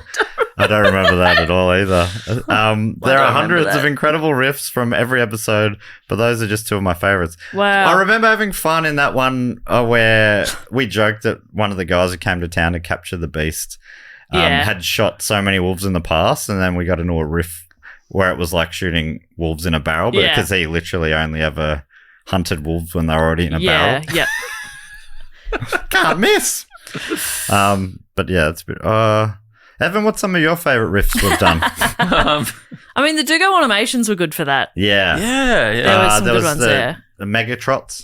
Yes. The big horse. You go to jail because you picked a dog up against its will or something. Oh, man. I got home from a birthday party. Not home. I got to the after party and there's the dog was this cute little dog. It was a pug or something. It was about to run out the door, so I picked it up, and someone snapped a photo of me, and it looks like I've picked it up again. I guess I did pick it up against its will. And life imitated art there. Oh, that's good stuff. I call this podcast art, by the way. Yeah, obviously. Appreciate that. That was fun. Yeah, Ben, a great question, but not We're one not I can the right answer. people to ask. Yeah, there'd be. I mean, people ask questions like that in the Patreon group, and it starts this long thread. But it's always all new to me. I remember Release the Slugs. I've got memories of memories. So when people point things out enough times, then I'll remember them better. Release the Slugs did make me like cackle laughing. It was so dark. Again, Dave just getting lost in a character. Yeah, he's had a few. His Sydney Scheinbergs are always very funny. Always good. What else has he done? So much easier to talk about this sort of stuff when the person's not here. He's like going, and Evan, that really funny thing you did. It's like, ugh. Gross. Yeah. But yeah, everything Dave's ever done. All right. Thank you, Ben, Piper, Rupert, and Drew. Schmoisen, I think, is Dave as well. That feels like Dave. Yeah, that does feel like Dave. Nothing clever has ever come out of my mouth. Yeah, nothing clever like Schmoisen. Even sometimes, like the Twitter account of like Do Go On quotes or Do Go On out of context. What is it? What is that? Do Go On Wisdom. Oh, yes. Are very out of context quotes from us, yes. And reading that sometimes has made me laugh out loud, which feels awful because it's us. It's very self-indulgent, but I have no recollection of any of it. That's so funny. That's great. It's great to do something and then forget about it. That's nice. Evan, the next thing we like to do is thank a few of our other great Patreon supporters. And Jess normally comes up with a bit of a game based on the topic at hand. So I guess we got to do what are we thinking? Parody songs? I was thinking parody song. That's so fun. I can either look up Weird Al ones and just allocate them a song, or I was just going to see if there's a parody song generator. Oh, I like that, but how about we put Evan on the spot here? Yep. When you read out a name, I say a real song, Evan parodies it. Mm-hmm. When I say a name, you say a real song, Evan parodies it. Oh, that's tough. Putting it all on Evan? Sure, let's try. I mean, but bad is good here. Okay. In everyone's favourite section. So if I can kick us off. So you and I are just naming a song. A song and see what Evan does based on the person? No, it could be any song. I'm just going to write a list of songs. But, just in case. All right, I got the 500 greatest songs of all time. That should do it. Okay. All right, first up, I'd love to thank from Nanaimo in British Columbia, Canada, Dogmata. Another gamey game supporter. Jess, what's a song? Oh, Who Let the Dogs Out? Yep. I've already done it, but can you do better than Who Let the Pogs Out? What else rhymes with it? Who Let the Clogs? I've got one. Clogs is good. But Who Let the Sodge Out? And it's about misogyny. Oh, That's Who good. Let the Sodge Out? Yeah. Very political, Pharaoh. Yes. I want to do something about shower grout. Oh, wow, okay. I just want to try and go a bit further than what rhymes with dog, Yeah. Okay, wow. I thought Who Let the Sodge Out was pretty good. But no, it is good. I'm just trying to, I want, sitting it. I'm trying to hit a higher bar. Wow. Even higher. For just good, Yeah. Well, who cleaned the tile grout? Who cleaned the tile grout? That's not bad. That's maybe something. I think that's very good. Yeah, that is actually pretty good. How dare you? Jess, what do you reckon? You want to do the next one, or I keep going for a bit? I'll do it. From London, I would love to thank David Robinson. any songs coming to mind? What about I'm leaving on a jet plane? What? Is it related to the person at all? No. It's just a song. Just a song. Do you want me to do one? Mrs. Robinson. The previous one was related to. All right, how about Mrs. Robinson then? Jeez Louise. What song is? I don't know what that song is. Is it Mrs. Robinson? Simon and Garfunkel. Oh. Whoa. Lemonheads did a pretty popular cover of it too. Goo Goo Gachoo. They also mention Joe DiMaggio. Yeah, right. The baseball player. Yeah. Where's my bobbins gone? He's trying to knitting. Where my he's doing some sewing and his bobbin. If you took 2 more seconds, I would have abandoned this as a concept. Oh yeah, I had the song name generator open, ready to go. Yeah. Next up, I'd love to thank from Wilson in Western Australia. It's Christy. What about Wilson, the Beach Boys? What about what is it? Deuce Coupe? Oh. What? Oh. It's about a car. I did not know that song. Little Deuce Coupe. Little Deuce Coupe? Is that the name of the song? Well, I've never heard of it, but that doesn't mean it doesn't exist. Little Deuce Coupe. Yeah, right. A little toot toot. Little toot toot about farts. Okay, he's warming up. Traffic's also good. He is warming up. No, I'm lowering my standards is what I'm doing. Warming up. It's one of those songs where it's like it pretends to be about cars, but it's about farts. Yeah. Oh, maybe it's a bit of a double meaning kind of thing. Yeah. Okay. That's when it gets really clever. That's fun stuff. Next up, I'd love to thank from East Grinstead in Wessex, I reckon, in Great Britain, Katie Fitzprice. Katie Fitzprice. Ella Fitzgerald. Yep. At Last. The song is called At Last? Yes. At Last. Oh, that song. I know that song. That is Ella Fitzgerald, right? Yeah. Yeah. Aghast. I don't know. Aghast. Yeah, that's good. I was surprised about something. That's good stuff. That is At Last. That's Ella. I love the word aghast. It's a good word. Yeah. You don't hear that much these days. I recently described a belly button as aghast. I will not explain further. Because it looked surprised? Yeah. No, that's good. That's good. It's a great use of the word. It's pretty funny. I would love to thank somebody, if I may. Sure. From Northcote, right here in Victoria. Wow. Fitzwilliam Gertler. What? Is that a real name? Fitzwilliam Gertler. Sounds made up to me. Yeah, it probably is, but good.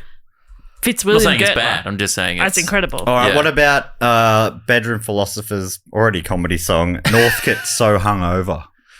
Yeah, right. Okay. That's one of the lyrics. Is that what you're doing? Yeah. No, it wasn't. Right. But okay. Yeah.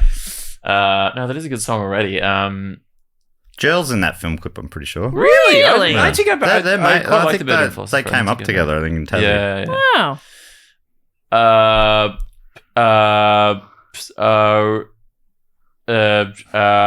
I'm getting there. I've already forgotten the name of the song. Speeding, so pull over.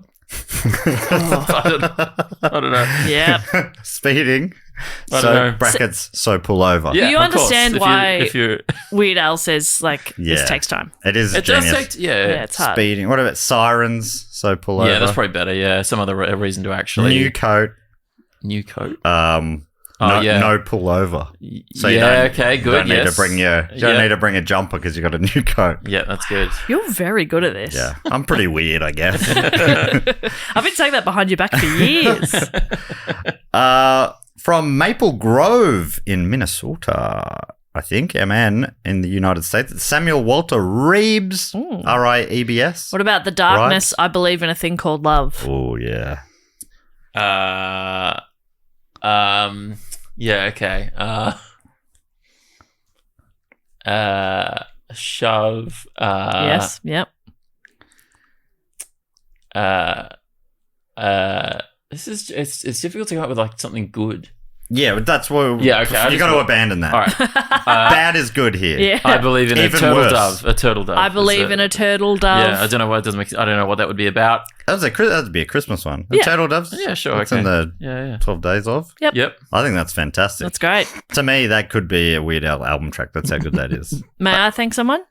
I would like it if you could. I would love to thank from Collaroy Plateau in New South Wales. Gorgeous. Lockie Twoes. Lucky Twoes. Twoes. That is so fucking cute. Yeah. It's TWOSE. Twoes. What about Goody Two Shoes by Adam and the Ants? Oh, yeah, okay. Come on, do something poo related. Yeah, a goody poop. Goody poop.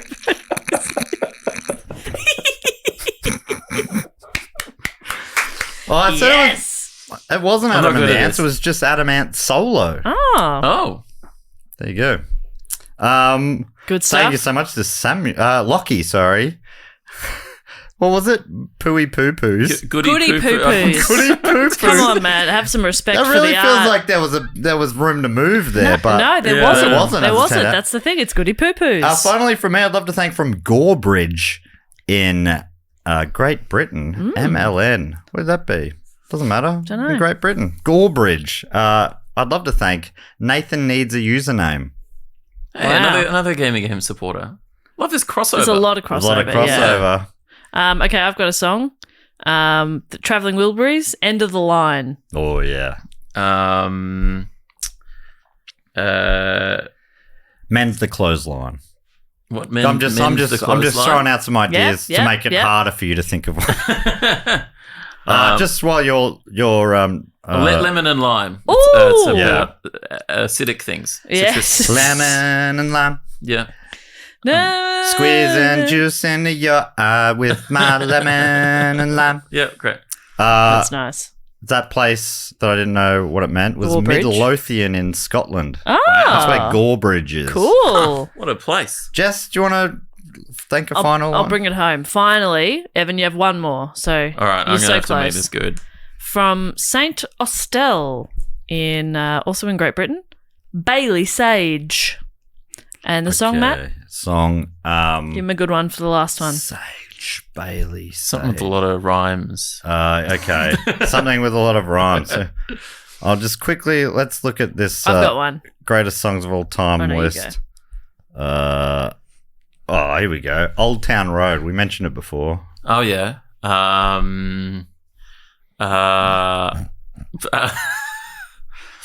Mold. All three of those words have plenty of rhymes. If that helps. Yeah. Too many? Maybe. Gold, brown, toad. Yeah, I was going toad. That's pretty good. That is pretty good. Mold, Load. Clown, Load. Ugh. That's the shortest horror story I've ever heard. Mold, clown, load.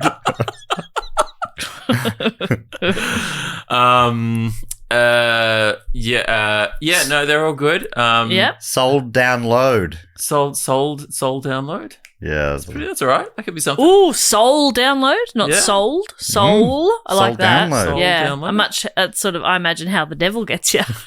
Downloads your soul. Yeah. Yeah, maybe it's about Lil Elon Nas Musk's X Neuralink got or something. got the devil. Didn't Yeah. Very and I much. remember them saying, "We got to move on." Someone came up in the news a few months ago, and there's a quote.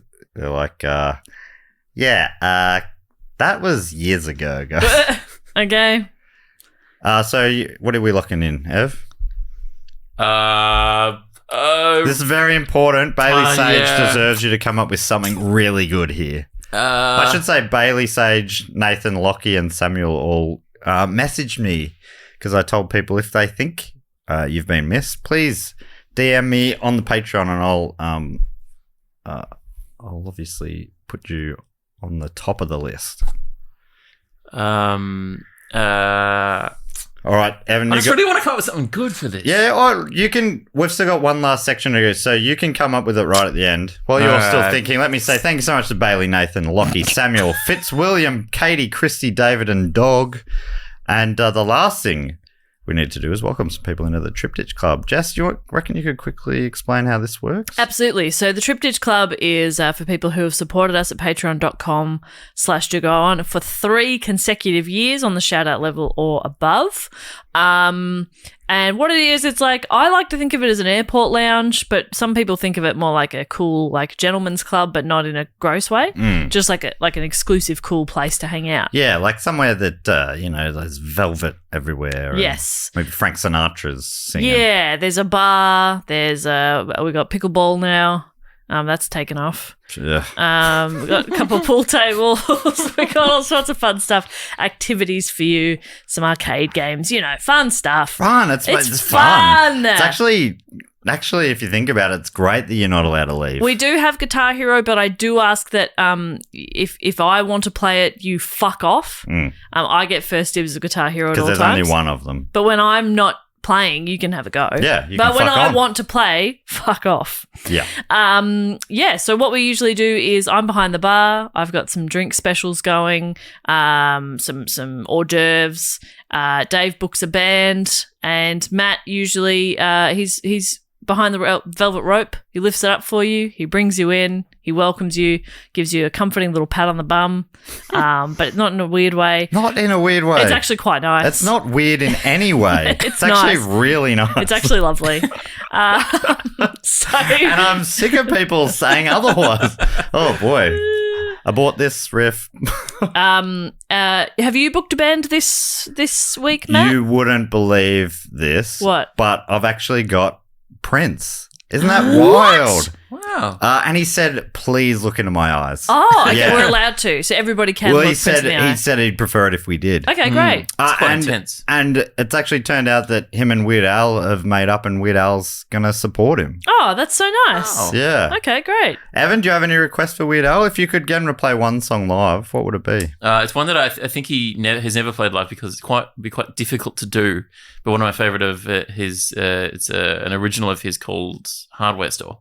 Oh, yes. He mentioned that on that interview I watched as well. That he's like, people request all the time. He's like, it would be really hard to play this. It is hard. You listen to it, like fast harmonies or something. It's very, very fast. Yeah. And Wow. It would be very difficult to try and do cleanly. But hey, I anyone believe that could, he can. If anyone could, he's the one who could. I think he's selling himself short. I reckon he could pull it off. I've got a drink special behind the bar as well. If you want to. Great. I've got a cocktail this week. Yep. It's the Weird Al Yank Gin Fizz. Oh. That sounds like that's the kind of drink that would jerk you right off your seat. If I can put it into those sort of terms, Evan. I don't know if that means anything to you. That's a phrase that Evan coined on a Who Knew It recently. Yep. Jerk you right off your seat. Jerk you right off your seat. That rules. So yeah, I've got that for you. I think I cried laughing when I read that one out. Pretty from good. Evan. It's pretty good. How much are they?